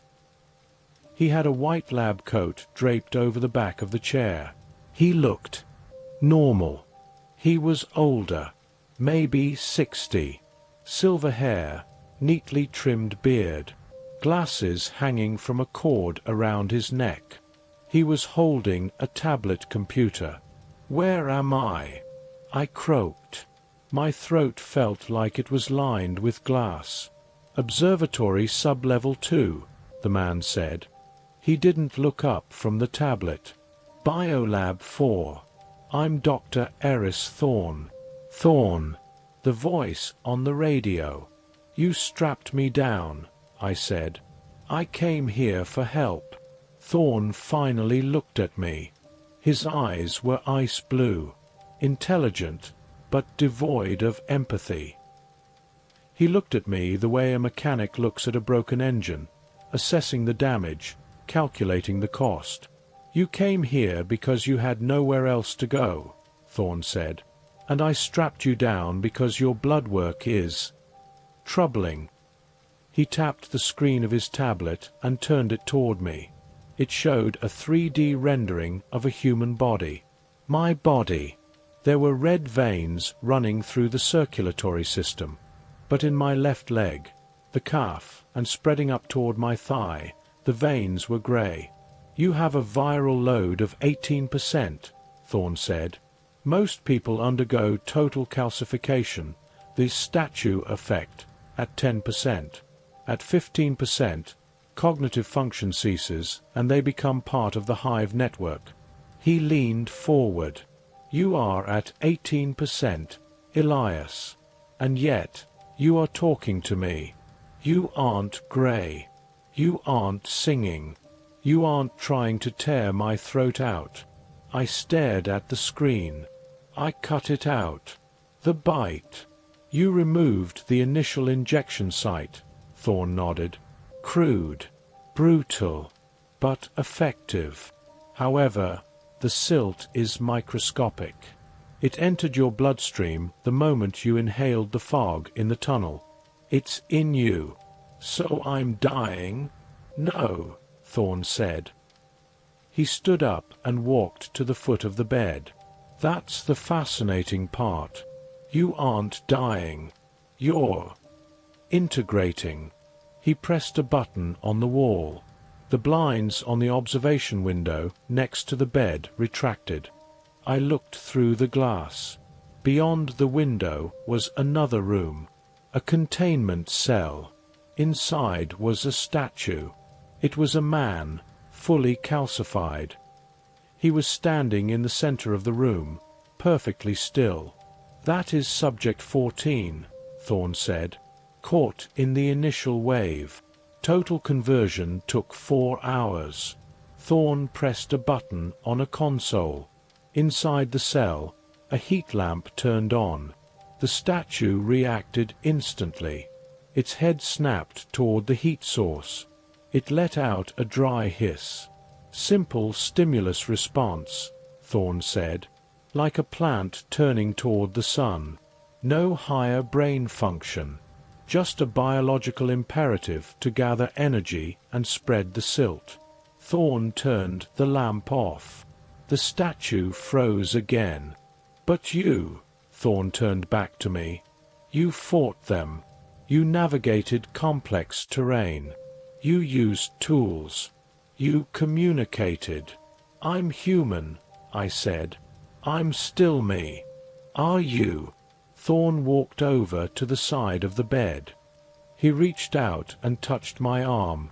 His hand was warm. "Tell me, Elias, when the Queen rolled into the parking lot, did you hear it?" "Yeah," I said. "It was loud." "No," Thorne shook his head. "I don't mean the noise. I mean the signal." He watched me closely. "Did you hear the voice?" Not in your ears. In your head. I hesitated. I remembered the smoke shack. I remembered the urge to open the door. I remembered the feeling of the blue light. I heard singing, I whispered. Singing, Thorn repeated softly. He looked excited. Interpreted as audio. Fascinating. Most subjects just feel a compulsion. You hear music. What is it? I pulled at the straps again. What is the silt? Thorn walked over to a metal table and picked up a glass vial. It was filled with grey dust. We thought it was a weapon at first, Thorn said. Biological warfare. Then we thought it was a prehistoric pathogen released from the melting permafrost. He swirled the vial. The dust moved like liquid. We were wrong. It's not a disease. It's a construction nanite. Organic, but programmed. Programmed by who? Thorn smiled. A grim, tight smile. That's the question, isn't it? It didn't come from Earth, Elias. The spectral analysis matches nothing on the periodic table. It fell with the meteor shower last month. We tracked the entry vectors. We thought they burned up in the atmosphere. They didn't. They dusted the mountains. He set the vial down. It's terraforming. It's rewriting the biology of this planet to suit something else. It turns carbon-based life, us, the trees, the animals, into silica-based structures. Harder, more durable, connected. He leaned over me. And you are the bridge. Bridge. I spat the word out. I'm not a bridge. I'm a janitor. I fix heaters. You are a hybrid, Thorn corrected. Your immune system is suppressing the calcification, but your nervous system has accepted the connection. You are plugged into their internet, Elias, but you still have administrator privileges for your own body. He unbuckled my right hand. Sit up. I rubbed my wrist. My arm felt heavy, stiff. I looked at the veins in my forearm. They were dark. What do you want from me? I asked. The colony outside. Thorn pointed to the ceiling. The sphere. It has surrounded the facility. It's digging in. It's growing a root system into the concrete. In 48 hours, it will crack this dome like an egg and expose us all to the atmosphere. So shoot it, I said. You have soldiers. Bullets don't work. Explosives just scatter the silt and make it spread faster. We tried nuking a sample in the microlab. It absorbed the radiation. It liked it. Thorn walked to the door of the lab. The only way to stop a colony is to kill the signal. The Queen broadcasts a control frequency that organizes the silt. If we cut that signal, the statues go dormant. The silt becomes inert dust. Okay, I said. So jam the signal. We can't find the frequency, Thorn said. Our equipment can't hear it. It's distinct from the background radiation, but it shifts constantly. It's encrypted. He turned and looked at me. But you heard it. You heard singing. You tracked the harvester in the valley. I realized what he was saying. My stomach dropped. You want to use me, I said. You want to use me as an antenna. I want you to guide us, Thorn said. We're going to mount an expedition. Not outside. Inside. Inside what? Inside the Queen, Thorn said. We're going to drill a hole in that sphere, insert a team, find the neural core, and kill it. And you're going to lead the way. You're crazy, I said. I'm not going back out there. I barely survived. You have no choice, Thorn said simply, because at 18%, Elias, You're on a clock. The integration is slow, but it's happening. In 3 days, you won't be a hybrid anymore. You'll be a statue." He tapped the tablet again. "I have an experimental antiviral. It might stop the process. Maybe even reverse it. But I can't synthesize it without a sample of the Queen's pure neural tissue." He opened the door. "You help us kill the Queen, you get the cure. You refuse, and I put you in that cell next to Subject 14 and watch you turn to stone." I sat there in the dark. I had a destination. The observatory. 5 miles through deep snow, across a valley filled with monsters, while a terraforming storm chased me down. I looked at the stove. I wanted a fire so bad it hurt. I wanted to feel warmth. But I remembered the flare. I remembered the heat signature. I reached into my pocket and pulled out the candy bar I found on Josh. Snickers. Frozen rock hard. I bit into it. I almost broke a tooth. I chewed the chocolate and caramel slowly, letting it melt in my mouth. It gave me a tiny spark of energy. I checked the revolver again. 3 rounds left. I checked the nail gun. I had clipped it to my belt before the slide. Half a strip of nails. I needed sleep. Just an hour. I curled up on the bench, wrapping my coat tight. I put the radio next to my ear. I closed my eyes. And then I saw it. Even with my eyes closed. A flash. Through the cracks in the tarp walls. Blue. A pulse of deep, electric blue light, sweeping across the forest outside like a lighthouse beam. I held my breath. The blue light passed over the shack. And then, from the trees outside, a sound. Not tapping. Not humming. Singing. It was a choir. A beautiful, terrifying, multiphonic choir of stone throats singing a perfect, complex chord. It was the most beautiful thing I had ever heard. It made me want to walk outside. It made me want to open the door and take a deep breath of the gray air. It made me want to join them. I bit my tongue hard. I tasted blood. The pain snapped me back. "Don't look," I whispered. "Don't look." The singing grew louder. They were coming down the ridge. They were following the Silt. The chase wasn't over. It was just beginning. I gripped the handle of the nail gun. "Come on then," I whispered into the dark. "Let's see what breaks first. You or me." I put on the vest. It was heavy, but my body handled the weight easily. Too easily. I checked the pockets. They had given me a sidearm, a 9mm, and my Pollowed nail gun, freshly loaded with a full strip of steel spikes. I looked at the nail gun. It was scratched, battered, the orange plastic faded. But it was mine. I looked out at the vehicle bay again, at the roots, at the pulsing blue light. I closed my eyes. I listened. The singing was loud here. It wasn't just a choir anymore. It was a conversation. Thousands of voices whispering, planning, building, and underneath it all, a deep, booming voice. "The Queen. Come. Home."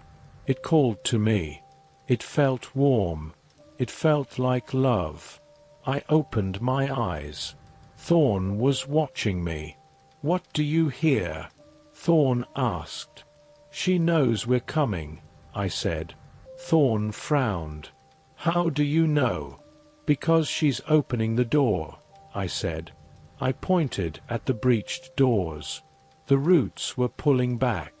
The statues were stepping aside, forming a corridor, a path leading straight into the dark, pulsing mass of the Queen.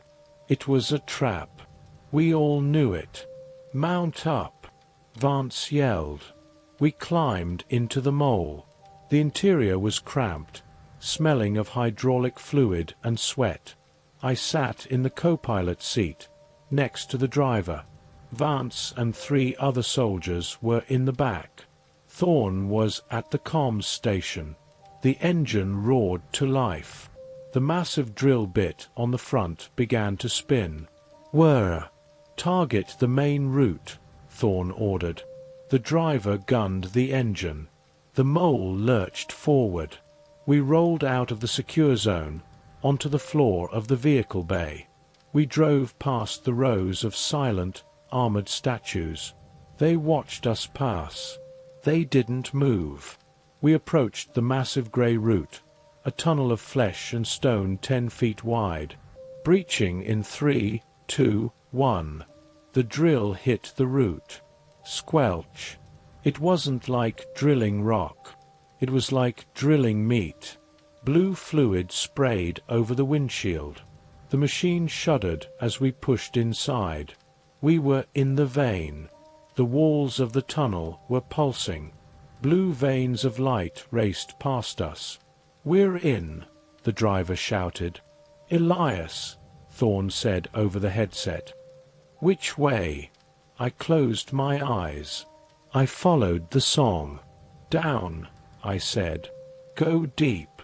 The mole tipped forward, diving into the dark heart of the colony.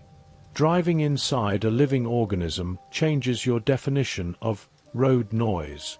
In the mole, the sound wasn't the crunch of gravel or the hum of asphalt. It was a wet, rhythmic schlorp as the massive corkscrew drive pulled us deeper into the Queen's root system. We weren't driving. We were swimming through solid matter. The windshield was awash in blue fluid. It glowed with its own internal light, casting the cramped cabin in a sickly, aquatic hue. Every time the wipers slashed back and forth, they smeared the bioluminescence, creating streaky ghosts that danced across my vision. "Depth?" Thorn asked, his voice calm over the headset. He was typing furiously on a ruggedized laptop bolted to the dash. 300 meters lateral," the driver replied. He was sweating. "Hull pressure is rising. The walls are pushing back." I looked out the side window. The walls of the tunnel weren't rock. They were fused debris. I saw a car door embedded in the grey flesh of the tunnel. I saw a pine tree, twisted into a spiral. I saw, God help me, faces. Thousands of them. The silt didn't waste anything. It used the consumed biomass to build the structure. "Come. Deeper." The voice in my head was louder now. It wasn't just a sound. It was a temperature. A warm, narcotic bath washing over my brainstem. "Turn left," I said. My voice sounded distant, like I was speaking underwater. "Left." The driver hesitated. Sensors show a density spike to the left. "That's a wall." "It's a valve," I said. "She's trying to divert us to the stomach. We need to go to the lungs. Turn left." Vance, the soldier behind me, leaned forward. I could feel the cold metal of his rifle barrel tap against the back of my helmet. "If we hit a wall, Rock Boy, I shoot you first." "Turn left," I repeated. The driver looked at Thorn. Thorn nodded. The driver cranked the wheel. The mole groaned, the hydraulics screaming as the drill bit into the dense tissue on the left. SCRECH pop. We punched through. The resistance vanished. The mole surged forward, the engine revving high. We weren't in a tunnel anymore. We were in a cavity. The headlights cut through the gloom. The space was massive, cathedral-sized. "Holy!" The driver breathed. We were inside a geode the size of a football stadium. The walls were lined with towering crystals the size of skyscrapers, glowing with a soft, pulsing blue light. But they weren't mineral crystals. They were memories. I could feel them. The data stored in the silt. Every person, every animal, every tree consumed by the colony. Their genetic code and their neural patterns were stored here. The archive, Thorne whispered, looking at his readings. Look at the energy spikes. It's a biological hard drive. We drove across the floor of the chamber. It was smooth, glass-like obsidian. Suddenly, the mole lurched. Clang. Something hit the roof. Hard. Contact. Vance shouted. Top side. Clang. Scrape. Whatever it was heavy, and it was clawing at the reinforced hatch. Get them off, Thorne ordered. The driver swerved, trying to shake the attacker. The mole fishtailed on the glassy floor. I looked up through the armored skylight. It wasn't a statue. It was a fluid. A blob of grey, viscous matter was spread across the glass. It moved like mercury. As I watched, it hardened. It formed spikes. It was trying to punch through the glass. Antibodies, I said. The immune system is active. Crash. A spike of grey stone punched through the roof armor, inches from Vance's head. The cabin depressurized instantly, the air filling with the smell of ozone and rot. Kill it, Vance screamed. He raised his rifle and fired a burst into the ceiling. Blam, blam, blam. The bullets sparked off the metal, but the shock wave dislodged the spike. Grey fluid dripped into the cabin. Where it hit the floor mats, it hissed and smoked. We have a breach, the driver yelled. Hull integrity is failing. More thuds. Dozens of them. The mole was being swarmed. I closed my eyes. I reached out with my mind. I didn't try to fight the song. I tried to change the channel. Let us pass, I thought. We are part of you. The Queen laughed. A sound like a collapsing glacier. You are cancer, she whispered. Elias. The tumor. She rejected me. The mole slammed to a halt. The tracks were gummed up. The grey fluid was hardening in the gears, turning the vehicle into a statue. We're stuck, the driver screamed. Engine temp critical. Everybody out. Thorne commanded. Grab the charges. We move on foot. Vance kicked the rear door open. We tumbled out onto the floor of the archive chamber. The air inside the Queen was hot. Tropical. It was humid, thick with spores. It tasted like metal shavings. Defensive perimeter. Vance barked. The three soldiers formed a circle, rifles raised. The mole was already being consumed. The grey blobs, the antibodies, were swarming it, coating it, hardening into a shell. Within seconds, the vehicle looked like a lump of rock. Where are they? A soldier asked, voice trembling. I don't see targets. They're the floor, I said. I looked down. The obsidian floor was rippling. Move, I yelled. I dove to the side just as a spike of grey crystal shot up from the ground where I had been standing. The soldier next to me wasn't as fast. Shunk. The spike erupted from the floor, impaling him through the thigh. It shot up 10 feet into the air, lifting him off the ground. He screamed, a raw, wet sound. Help him, Vance roared. He grabbed the soldier's vest, trying to pull him off the spike. Don't touch it, I yelled. Too late. The spike bloomed. Like a cactus opening, the grey crystal exploded outward in razor-sharp shards. The soldier was shredded instantly. Silence followed. Vance stumbled back, his armor scarred by the shrapnel. He stared at the red mist hanging in the blue air. New rule, Vance said, his voice deadly calm. "We don't stop moving." Thorn was looking at his scanner. "The neural core is 500 meters ahead. Up that ramp." He pointed. At the far end of the chamber, a massive spiraling ramp made of fused bone led up into a dark orifice in the ceiling. "Lead the way, asset." Vance shoved me. "And if the floor tries to eat us again, you warn us before it happens." We ran. We sprinted across the archive floor, dodging the ripples in the ground. Every time the floor shifted, I shouted "left" or "jump," guiding the team through the minefield. We reached the bone ramp. It was steep. The surface was ribbed, providing traction. As we climbed, the singing got louder.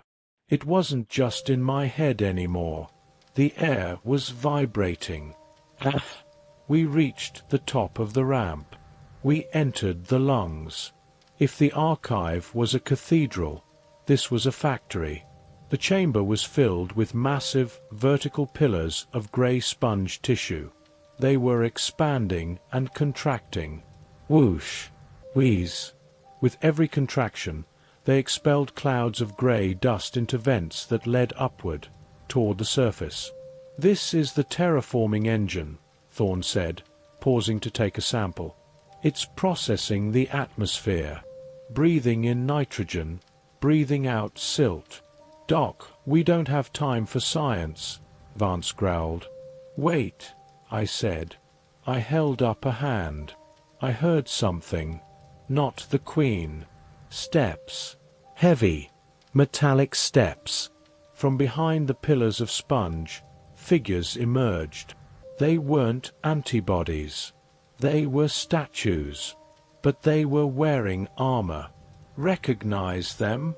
Vance asked, raising his rifle. I squinted through the gloom. They were wearing tactical gear. Shattered helmets. Grey-encrusted plate carriers. "It's the Alpha team," Vance whispered. "The patrol we lost contact with 3 days ago. There were 6 of them.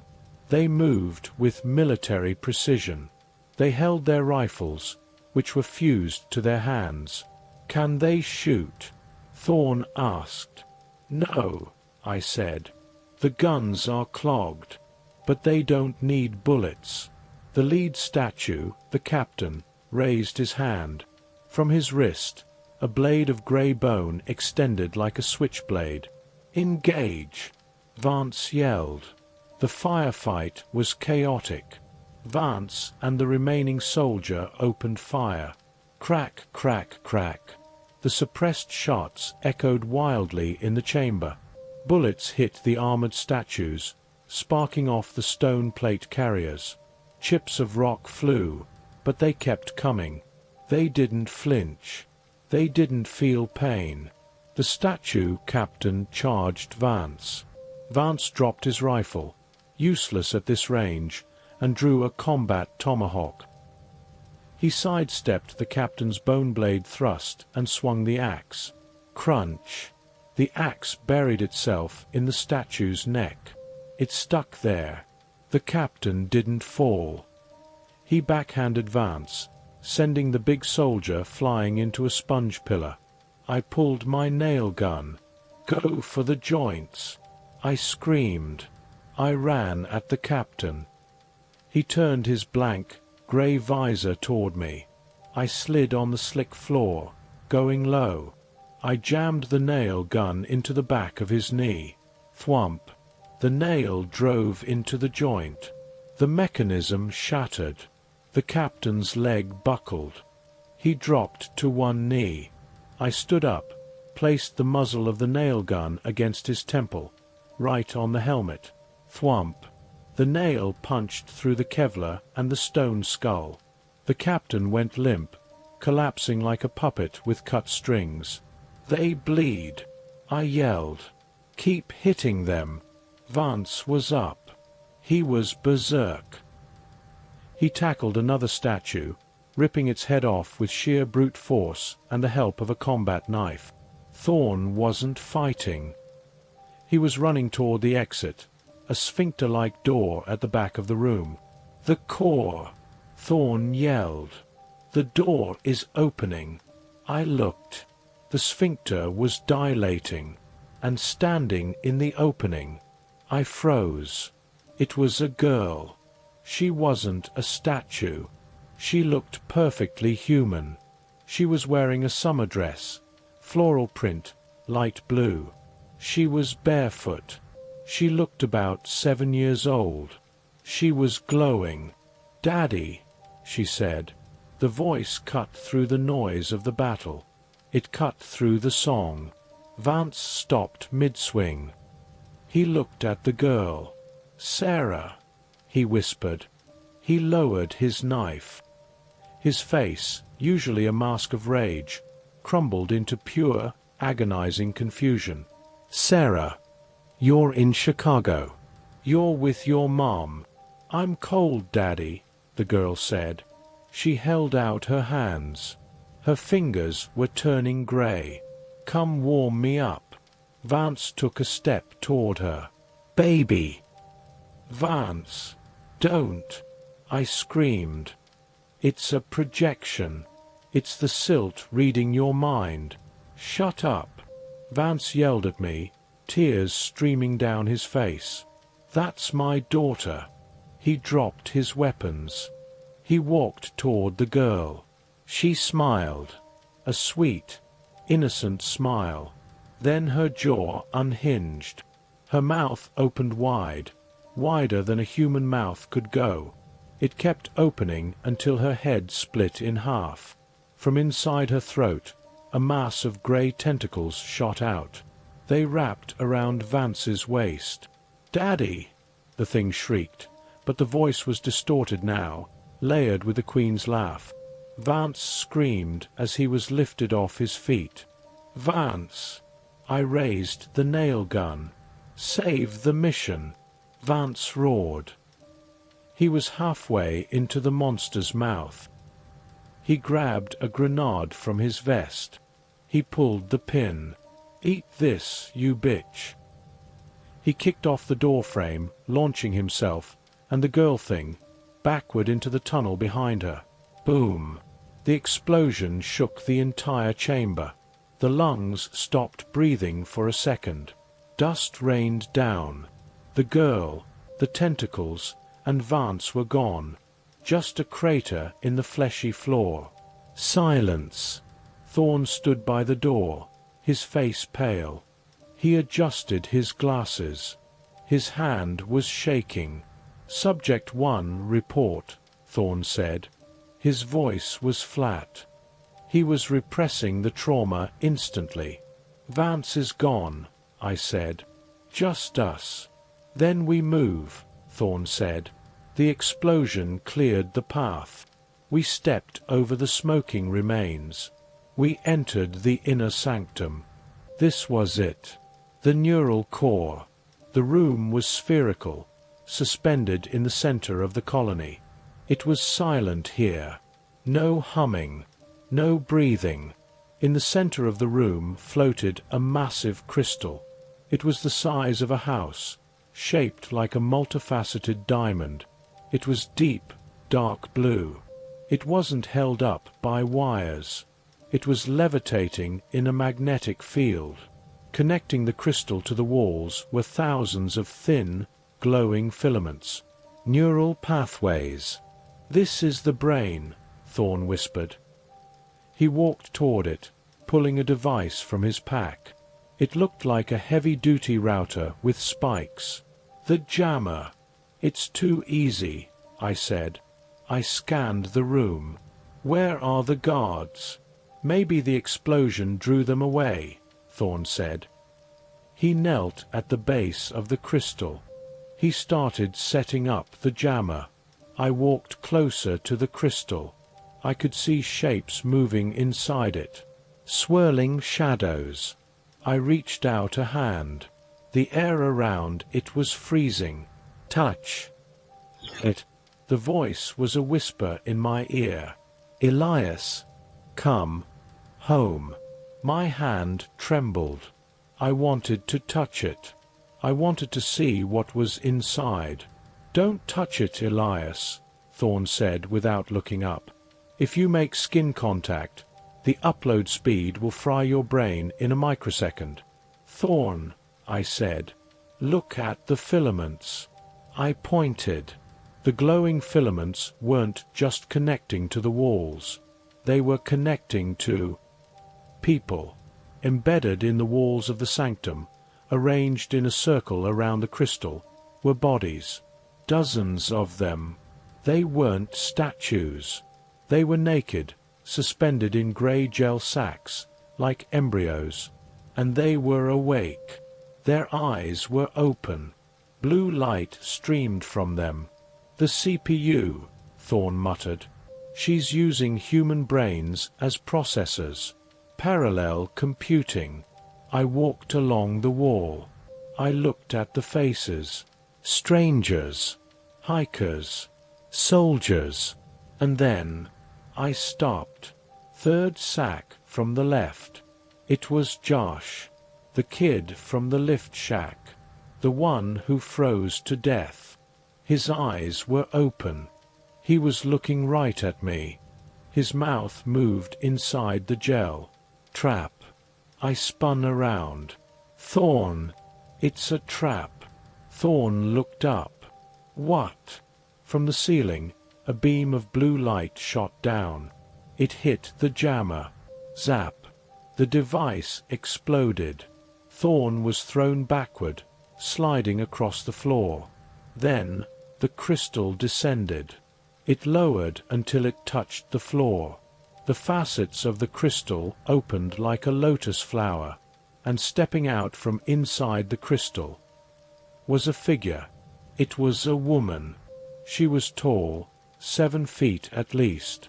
Her skin was pure white porcelain, smooth and flawless. She wore a gown made of woven grey roots that moved as if they were alive in a breeze that didn't exist. She didn't have a face. Where her face should be, there was just a smooth, white surface.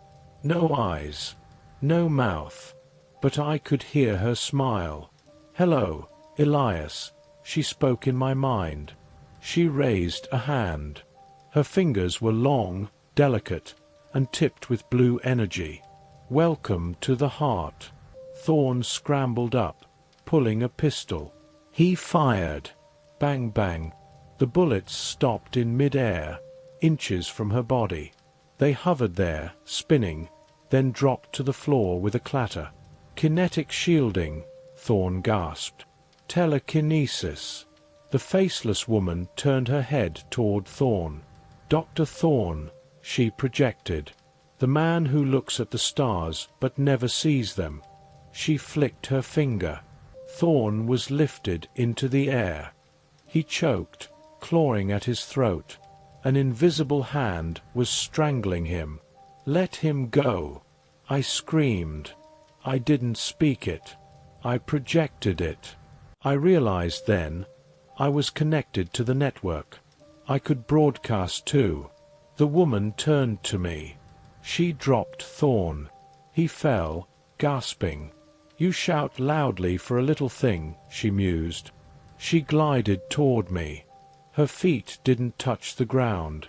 "Why do you fight the drift, Elias? Do you enjoy the pain? The cold? The loneliness?" "I enjoy being me," I said. I raised the nail gun. She laughed. It was the sound of wind chimes. "You are already us. Look at your leg." I looked down. My pant leg was torn from the fight with the captain. The skin of my calf was gone. The grey stone had spread. It was up to my knee now. But it wasn't just grey rock anymore. It was glowing. Blue veins were pulsing through the stone. "You are the prototype," she said. "The bridge between the flesh and the silt. We preserved you. We guided you here." Guided. I backed away. "You tried to kill me." "We tested you," she corrected. "Weakness cannot hold the signal. Only the strong can be the vessel." She reached out a hand. Take my hand, Elias. Upload your mind. Become the voice of the new world. I looked at her hand. It was perfect. Beautiful. I looked at Thorn, gasping on the floor. I looked at Josh in the gel sack, trapped in eternal processing hell. I looked at the nail gun in my hand. I have a better idea, I said. I didn't aim at her. Her shield stopped bullets. It would stop nails. I aimed at the floor, at the base of the crystal she had stepped out of. There was a bundle of thick, pulsing cords connecting the crystal to the floor. The power supply. No, she shrieked. The mental scream was a dagger in my brain. I fell to my knees, blood pouring from my nose. But I pulled the trigger. Thwomp, thwomp, thwomp. I emptied the strip. 10 nails. They didn't break the cords. They were just nails. But these nails were special. I had modified them back in the smoke shack. I wrapped them in the copper wire I scavenged from the lift tower, and the floor of this room. It was conductive. The nails pierced the power cords and hit the conductive floor. Short circuit. Have you ever heard a god scream? It doesn't sound like a person. A person screams with air. A god, or whatever this thing was, screams with gravity. When the copper-wrapped nails hit the conductive floor, creating a hard short across the Queen's power coupling, the room didn't just flash. It convulsed. The air pressure dropped instantly, popping my ears. The blue light that filled the sanctum turned a violent, strobe light white. The faceless woman froze. Her porcelain skin glitched. That's the only word for it. She didn't bleed. She pixelated. The smooth white surface of her body fractured into cubes of grey stone, then snapped back to white, then stone again. She flickered like a corrupt video file. Error. Signal. Lost. The voice in my head wasn't smooth anymore. It was a cacophony of 1,000 voices screeching in unison. It sounded like a radio tuning through every dead channel at once. The kinetic shield protecting her collapsed. I felt the wave of energy disperse, rushing past me like a gust of hot wind.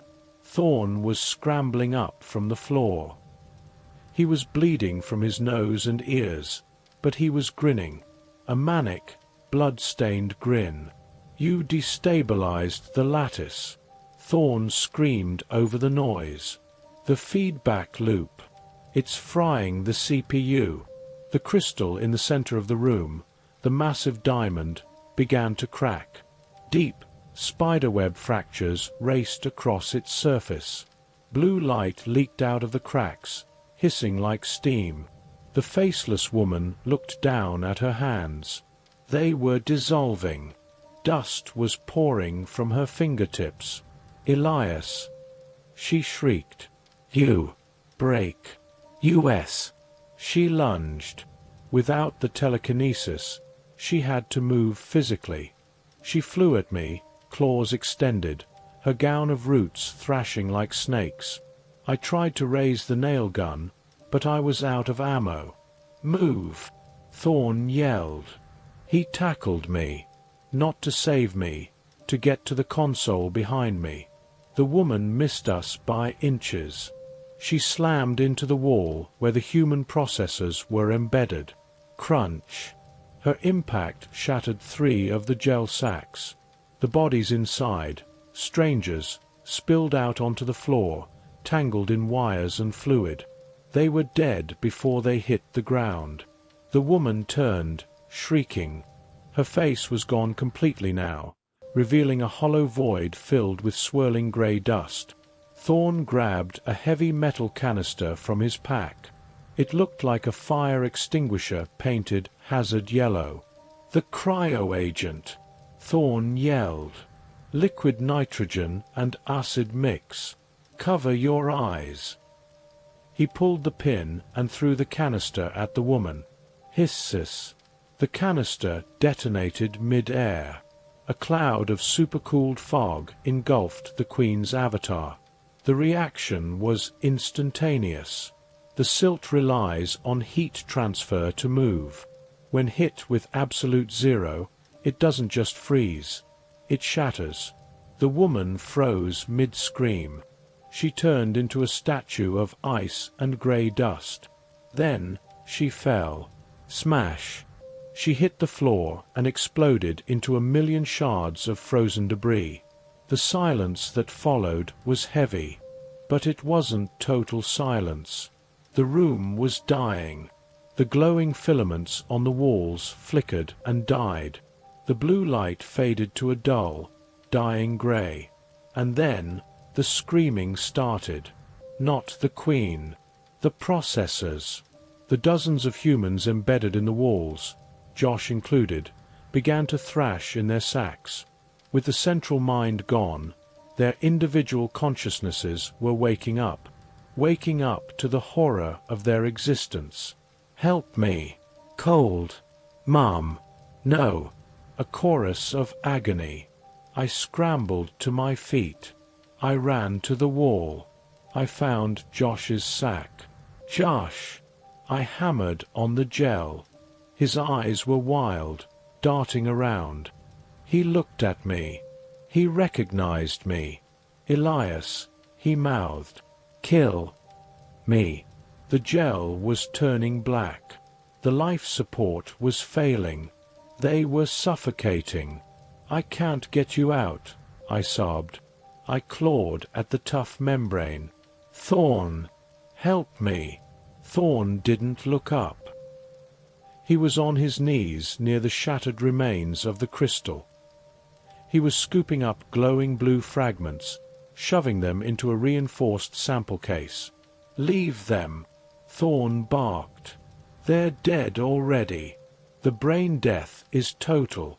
That's just residual firing." "He's talking to me," I yelled. "It's an echo." Thorn stood up, clutching the case. "We have to go. The structural integrity is failing. The colony is decomposing." The floor beneath us lurched. The entire spherical room tilted 10 degrees. Groan. Massive cracks appeared in the walls.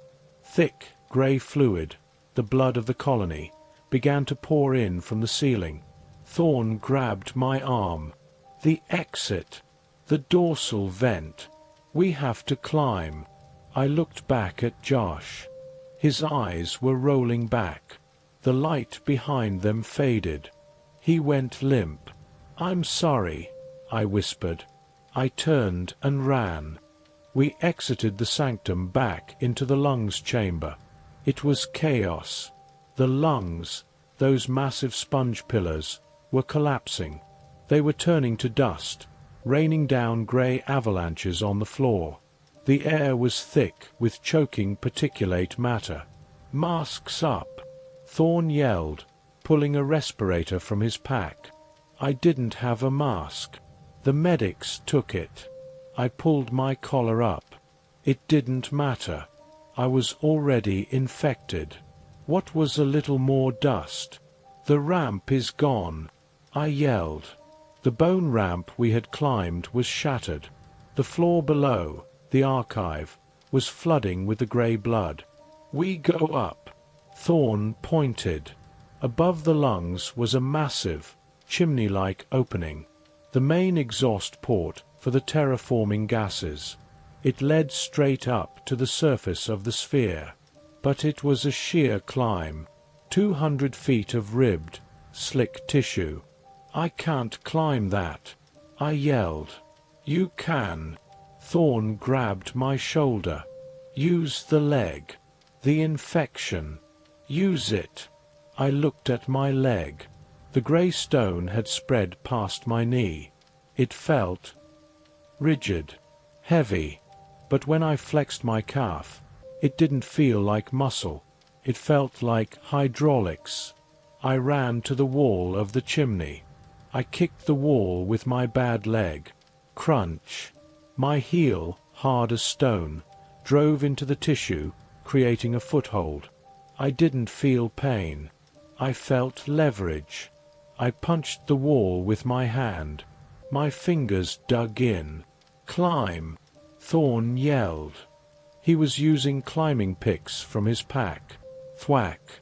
Thwack! We started the ascent. It was a race against rot.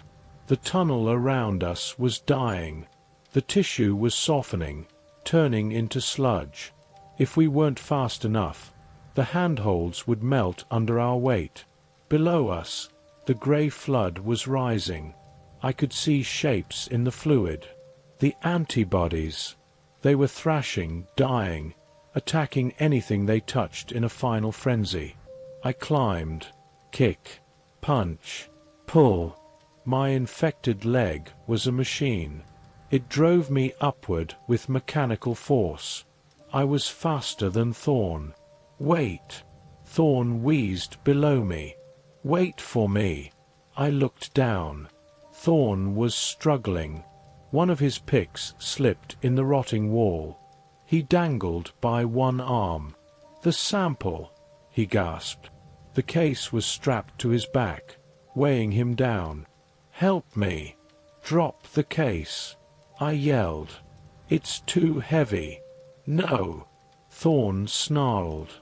This is the cure. This is the future. He slammed his pick back into the wall. He hauled himself up, fueled by pure scientific greed. We reached the top of the chimney. A grate blocked the exit. It was made of fused bone. I hammered on it with my stone fist. Bang! Bang! It cracked. Together! Thorn yelled. We both struck it. Crack! The grate gave way. We pulled ourselves up and out. We were outside. We were standing on the surface of the Queen Sphere. It was night. No dawn. The sun was just cresting the peaks of the high Sierras. The view was apocalyptic. We were standing on top of a mountain of rot. The sphere, 50 feet high, was deflating. It was sinking into the ruins of the observatory parking lot like a punctured lung. The grey skin of the sphere was turning black, flaking off in massive chunks. And the silence. The singing had stopped. I stood there, gasping the thin, cold mountain air. It smelled of pine and dawn, not rot. We did it, I whispered. Thorn pulled himself up next to me. He collapsed on the surface, clutching the sample case to his chest. He was laughing, a wheezing, broken laugh. We possess it, Thorn said. The source code. I looked out at the valley. The fog was receding. It was dropping back down to the ground, turning into inert dust. And the statues. I looked down at the parking lot below. The army of statues that had guarded the Queen. They had fallen over. Without the signal to hold them upright, without the hive mind to balance them, they were just top-heavy rocks. They lay in heaps, motionless. Are they dead? I asked. Dormant, Thorn corrected. He sat up, checking the seals on his case. The hardware is still there, but the software crashed. They're just statues now. The sphere beneath our feet lurched. Groan. We need to get off, I said. This thing is liquefying. We scrambled down the side of the sphere. It was like climbing down a melting glacier of tar. We slid the last 20 feet, landing on the cracked asphalt of the parking lot. We were safe, or so I thought. We walked toward the main observatory dome. The blast doors were still sealed. Vance is dead, I said. The team is dead. Casualties of progress, Thorn said, wiping slime from his glasses. Their names will be on the plaque. He walked to the control panel by the door. He punched in his code. Buzz. Access denied. Thorn frowned. He tried again. Buzz. Access denied. What's wrong? I asked. Lockdown protocol, Thorn muttered. When the Queen breached the perimeter, the central computer locked the facility. It thinks we're all compromised. He pulled out his radio. Control, this is Thorn. Mission success. Target neutralized. Request immediate unlock. Static. Then, a voice. Not a human voice. A synthesized voice from the facility's speakers. Dr. Eris Thorn. Status. Deceased. I'm not deceased. Thorn yelled at the speaker. I'm standing right here. I have the sample. Bioscan required, the computer said. Place hand on scanner. Thorn ripped his glove off. He slammed his hand onto the glass plate. A red laser scanned his palm. Beep. Identity confirmed. Dr. Eris Thorn. Open the damn door. Medical alert. The computer droned. Subject displays elevated cortisol, physical trauma, and unknown biological agent. Thorn froze. What? Scan detects active foreign biological material on subject's skin and clothing.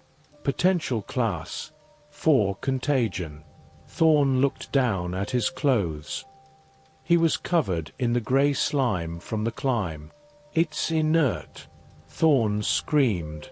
The Queen is dead. It's just dust. Containment Protocol Alpha, the computer said. No entry allowed. Sterilization required. Open the door. Thorn hammered on the steel. Then, the turrets deployed. From the corners of the building, automated sentry guns dropped from concealed panels. They swiveled, locking onto us. Thorn, get back! I yelled. Thorn didn't move. He held up the case.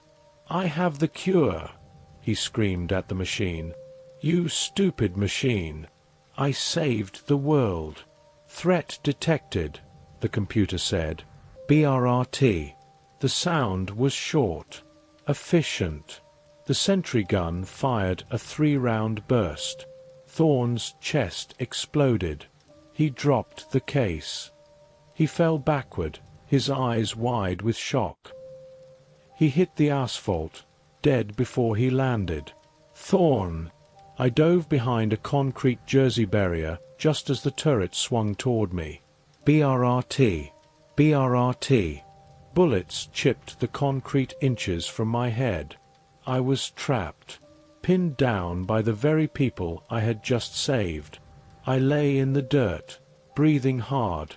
Thorn was dead. The cure, the sample, was lying next to his body, 10 feet away in the open kill zone, and I was infected. I looked at my leg. I expected it to stop. I expected the grey stone to turn to dust like the Queen. It hadn't. In fact, it looked clearer. The death of the Queen hadn't killed the silt in my body. It had freed it. The blue veins were glowing brighter. I felt a hum in my blood. Not the Queen's voice. My own voice. Amplified. I realized then, the Queen wasn't the source of the power. She was just the hoard. She was hoarding the energy, keeping the statues enslaved. With her gone, the energy had nowhere to go, except into the network, into the remaining live nodes, into me. I felt a surge of power. My vision sharpened. I could see the heat signature of the turret barrel. I could hear the servos whining in the camera. I looked at the sample case. I needed it. Not for a cure. I didn't think there was a cure anymore. I needed it for leverage. Okay, I whispered. Let's see what I can do. I focused on the turret. I didn't try to use telekinesis. I wasn't the Queen. I focused on the sound. The humming of the silt in the air. The dust was still everywhere. Blind it, I thought. I pushed the thought out. It wasn't a command. It was a suggestion. The dust on the ground swirled. A small whirlwind of grey silt lifted up. It drifted toward the turret lens. It coated the glass. The turret whirred. It couldn't see. Target lost. The computer droned. Recalibrating. I ran. I scrambled out from cover, grabbed the sample case handle, and rolled. BRRT. The turret fired blindly, spraying bullets wildly. One hit the pavement by my foot. I sprinted for the edge of the parking lot, away from the observatory, away from the ungrateful living. I hit the tree line, the petrified forest, and didn't stop. I walked for hours. I didn't go back to the valley. I stayed high on the ridge. By noon, the sun was high and bright. The grey dust on the ground glittered like diamonds. I found a spot overlooking the entire range, a rocky outcrop that faced west. I sat down. I opened the sample case. Inside, floating in suspension fluid, was a chunk of the Queen's neural core. It pulsed softly. Blue. Alive. I closed the case. I looked at my leg. The stone had stopped spreading. It had stabilized just above my knee. It looked like armor. Ancient, runic armor fused to my flesh. I flexed my foot. The stone moved perfectly. No stiffness. Just strength. I took out the radio. Thorne's radio. I tuned it to the emergency band. Static. Then, a voice. This is Sector 4. Reports of signal loss. The statues are down. Repeat. They are down. Is it over? I keyed the mic. This is Elias, I said. Silence on the other end. Elias? The asset? We heard you were Kia. Thorne reported. Thorne didn't make it, I said. None of them did. Where are you? We have a retrieval team on standby. Bring the sample in. We can fix you. I looked at the observatory in the distance. I saw the smoke rising from the burning Queen. I saw the automated turrets scanning the perimeter, guarding their secrets. They would strip me, dissect me, put me in a jar like Josh. No, I said. Elias, listen to me. You're infected. You will turn. You need us. I looked at my hand. I focused. The dust on the rock next to me rose up, swirling in a small, perfect spiral above my palm. I'm not turning, I said. I'm evolving. Elias, do not turn off this radio. That is a direct order. I looked at the radio. The grey drift isn't over, I said. The Queen is dead. But the kingdom is still here. I crushed the radio in my stone hand. Plastic and metal shattered like dry leaves. I stood up. I looked out at the mountains. Miles of grey, silent forest. Thousands of dormant statues waiting for a signal. They were waiting for a voice. I took a deep breath of the cold, thin air. I wasn't the caretaker of a resort anymore. I was the caretaker of the statues. I picked up the sample case. I started walking north, deeper into the wild, where no one could find me, where I could figure out what I was becoming. They say winter ends. They say eventually the sun gets high enough, the axis tilts back, and the green comes back. They're wrong. It's been 6 months since I walked away from the observatory.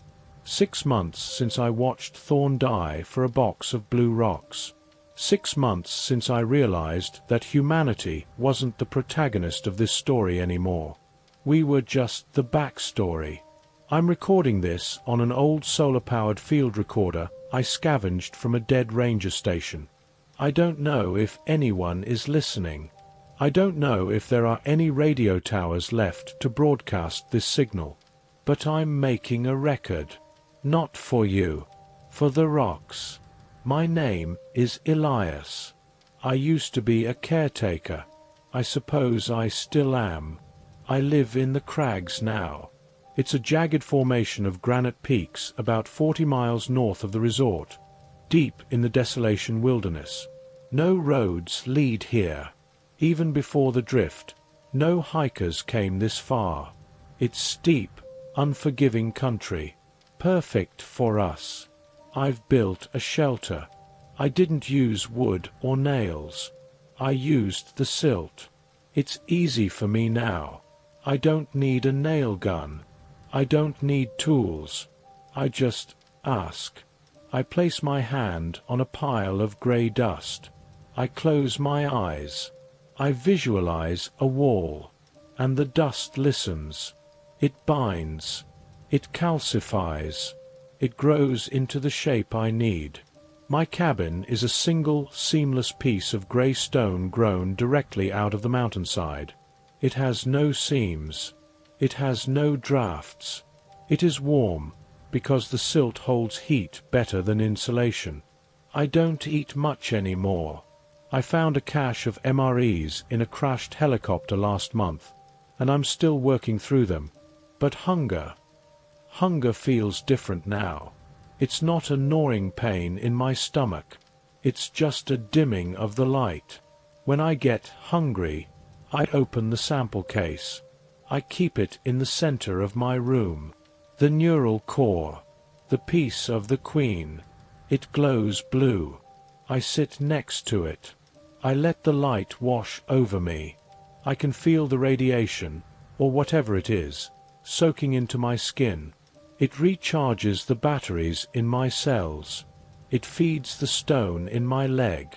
My leg is fully integrated now. The grey armor goes up to my hip. It has spread to my left hand too. My fingers are tipped with grey claws. I can punch through a car door without feeling it. But my mind is mine. Thorn was wrong. The hybrid state wasn't a transition. It was a destination. I am the balance point. My days are quiet. I patrol my territory. The valley below the crags is full of them. The statues. Thousands of them. They must have migrated here before the Queen died. Or maybe they were just caught in the open when the signal cut out. They stand in the forest, motionless. Men, women, deer, bears. A silent army frozen in mid-stride. I clear the snow off them. It's a routine. I walk the rows. I brush the ice from their shoulders. I check them for cracks. If I find a fissure, I use a little silt to patch it.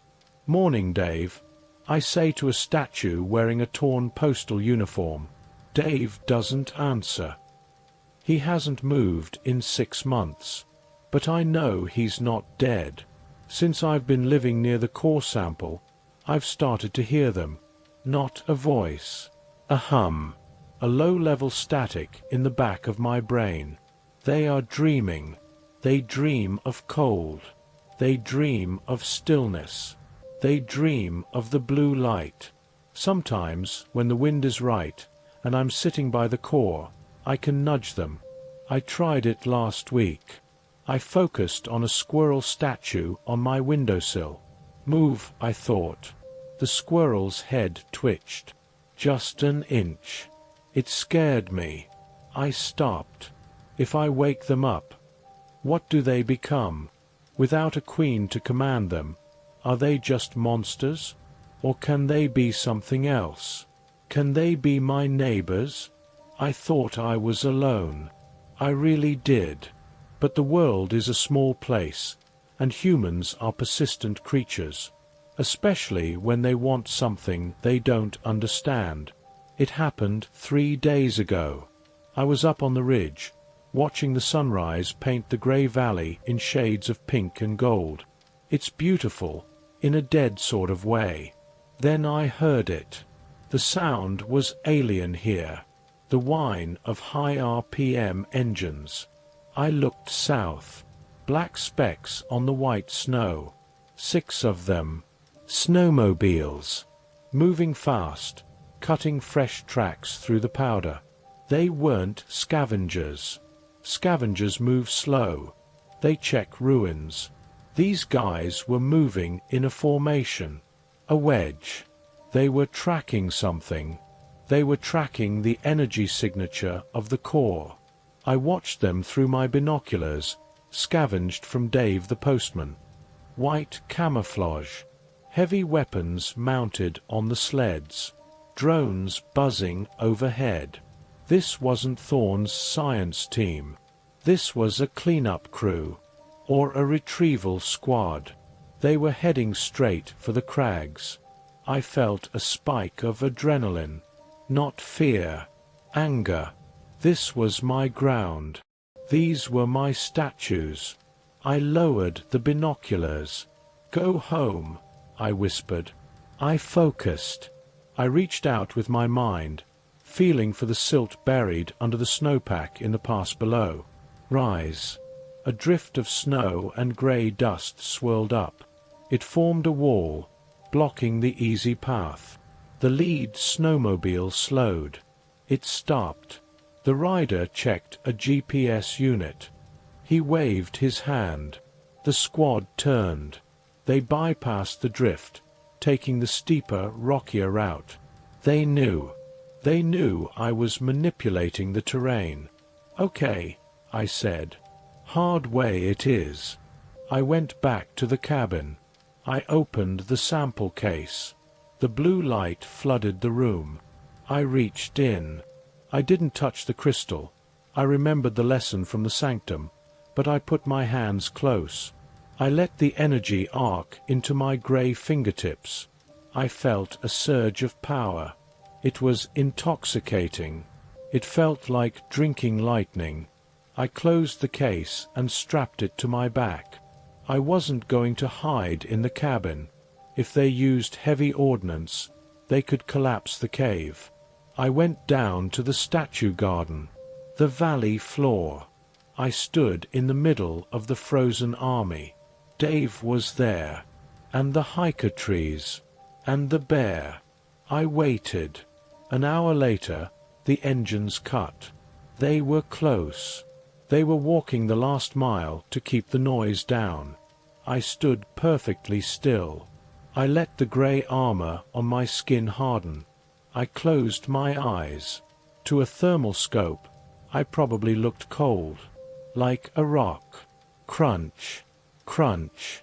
They emerged from the tree line. 6 soldiers. Full tactical gear. Face masks. No exposed skin. They carried rifles that looked like sci-fi props, bulky with glowing coils. Directed energy weapons? Or sonic disruptors? The leader stepped forward. He held a tracker that was beeping wildly. He stopped 10 feet from me. He raised his visor. He was a hard-looking man. Scarred. Professional. "Elias," he said. He didn't shout. He spoke like we were in a meeting. I didn't open my eyes. "You're trespassing," I said. "My name is Commander Graves," the man said. "I represent the Restoration Council. We know you have the core. We know you're unique." Restoration. I tasted the word. "You mean you want to turn the clock back? You want to kill the silt?" "We want to save the human race," Graves said. "The silt is spreading. It's crossing the Rockies. In a year, there won't be any farmable land left. We need the core to engineer a counteragent." "Thorne tried that," I said. "He died." "Thorne was a scientist," Graves said. "I'm a soldier. I don't want to study you, Elias. I want the box. Give it to me, and we walk away."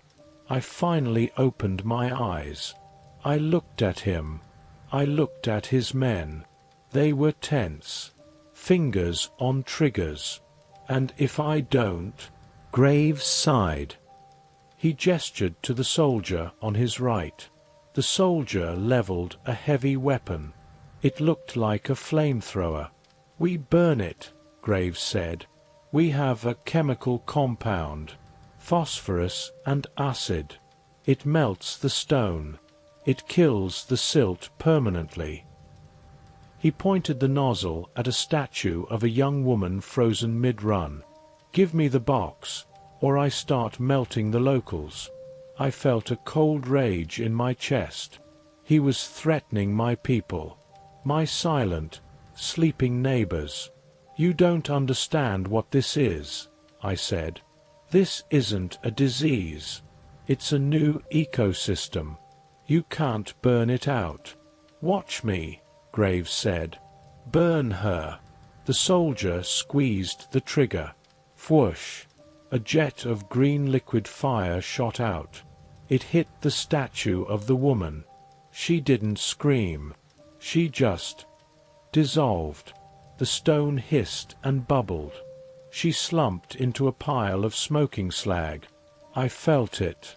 I felt her disconnect from the low-level hum in my head. A silence where a note used to be. "Stop!" I yelled. "The box," Graves demanded. "Now!" I looked at the smoking remains. I looked at the core strapped to my back. I looked at the army of statues surrounding us. "You made a mistake," I whispered. "What?" Graves stepped closer. "You think they're statues," I said. "They're not. They're batteries." I reached back and unlatched the case. I flipped the lid open. The blue light exploded outward. It was blinding in the dim forest. Graves flinched. "Secure him. Don't look at the light." I didn't attack Graves. I didn't attack the soldiers.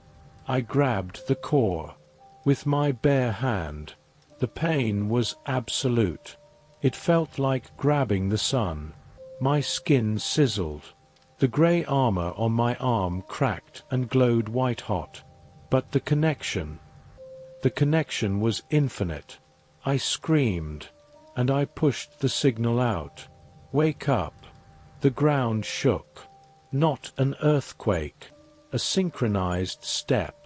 All around us, the statues moved.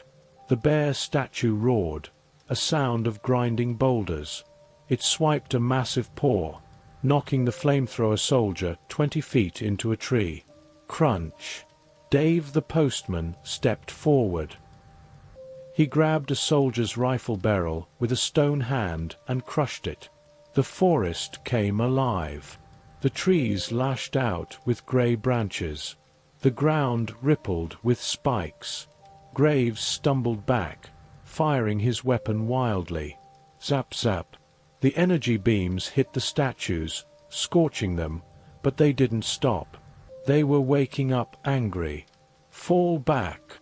Graves screamed. "Defensive circle." "No," I said. My voice was amplified, booming like the Queen's voice. "No retreat." I walked toward Graves. The soldiers turned their guns on me. They fired.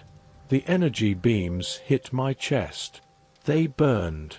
They cracked my armor. I felt ribs break. But I didn't stop. The core in my hand was feeding me, knitting me back together as fast as they broke me. I was the Avatar now. I reached Graves. He pulled a combat knife and stabbed me in the neck. The blade snapped on my skin. I grabbed him by the throat. I lifted him up. "You wanted to burn it," I said. "Now you can join it." I channeled the energy from the core into his neck. The grey spread instantly. Graves' eyes went wide. He tried to scream, but his throat turned to stone. The grey rash raced down his chest, over his arms, down his legs. In 3 seconds, he was gone. He was a statue held in my hand. I dropped him. Thud. He didn't break. He just lay there, frozen. The other soldiers stopped firing. They looked at their commander. They looked at the hundreds of statues closing in on them. "Run," I said. They didn't need telling twice. They dropped their heavy weapons. They ran for the snowmobiles. I let them go. I watched them flee back up the mountain, their engines whining in terror. I stood there in the clearing, the core pulsating in my hand. My hand was ruined, burned down to the bone, but the silt was already swarming over it, rebuilding the flesh with stone. The statues stopped moving. They turned toward me. Hundreds of blank, grey faces. The bear, Dave, the hikers. They stood in a circle, waiting. I could feel them. Their minds were open to me. They were waiting for a command. Hunt, build, sleep. I looked at the core. I put it back in the case and closed the lid. The blue light vanished. The statues slumped slightly.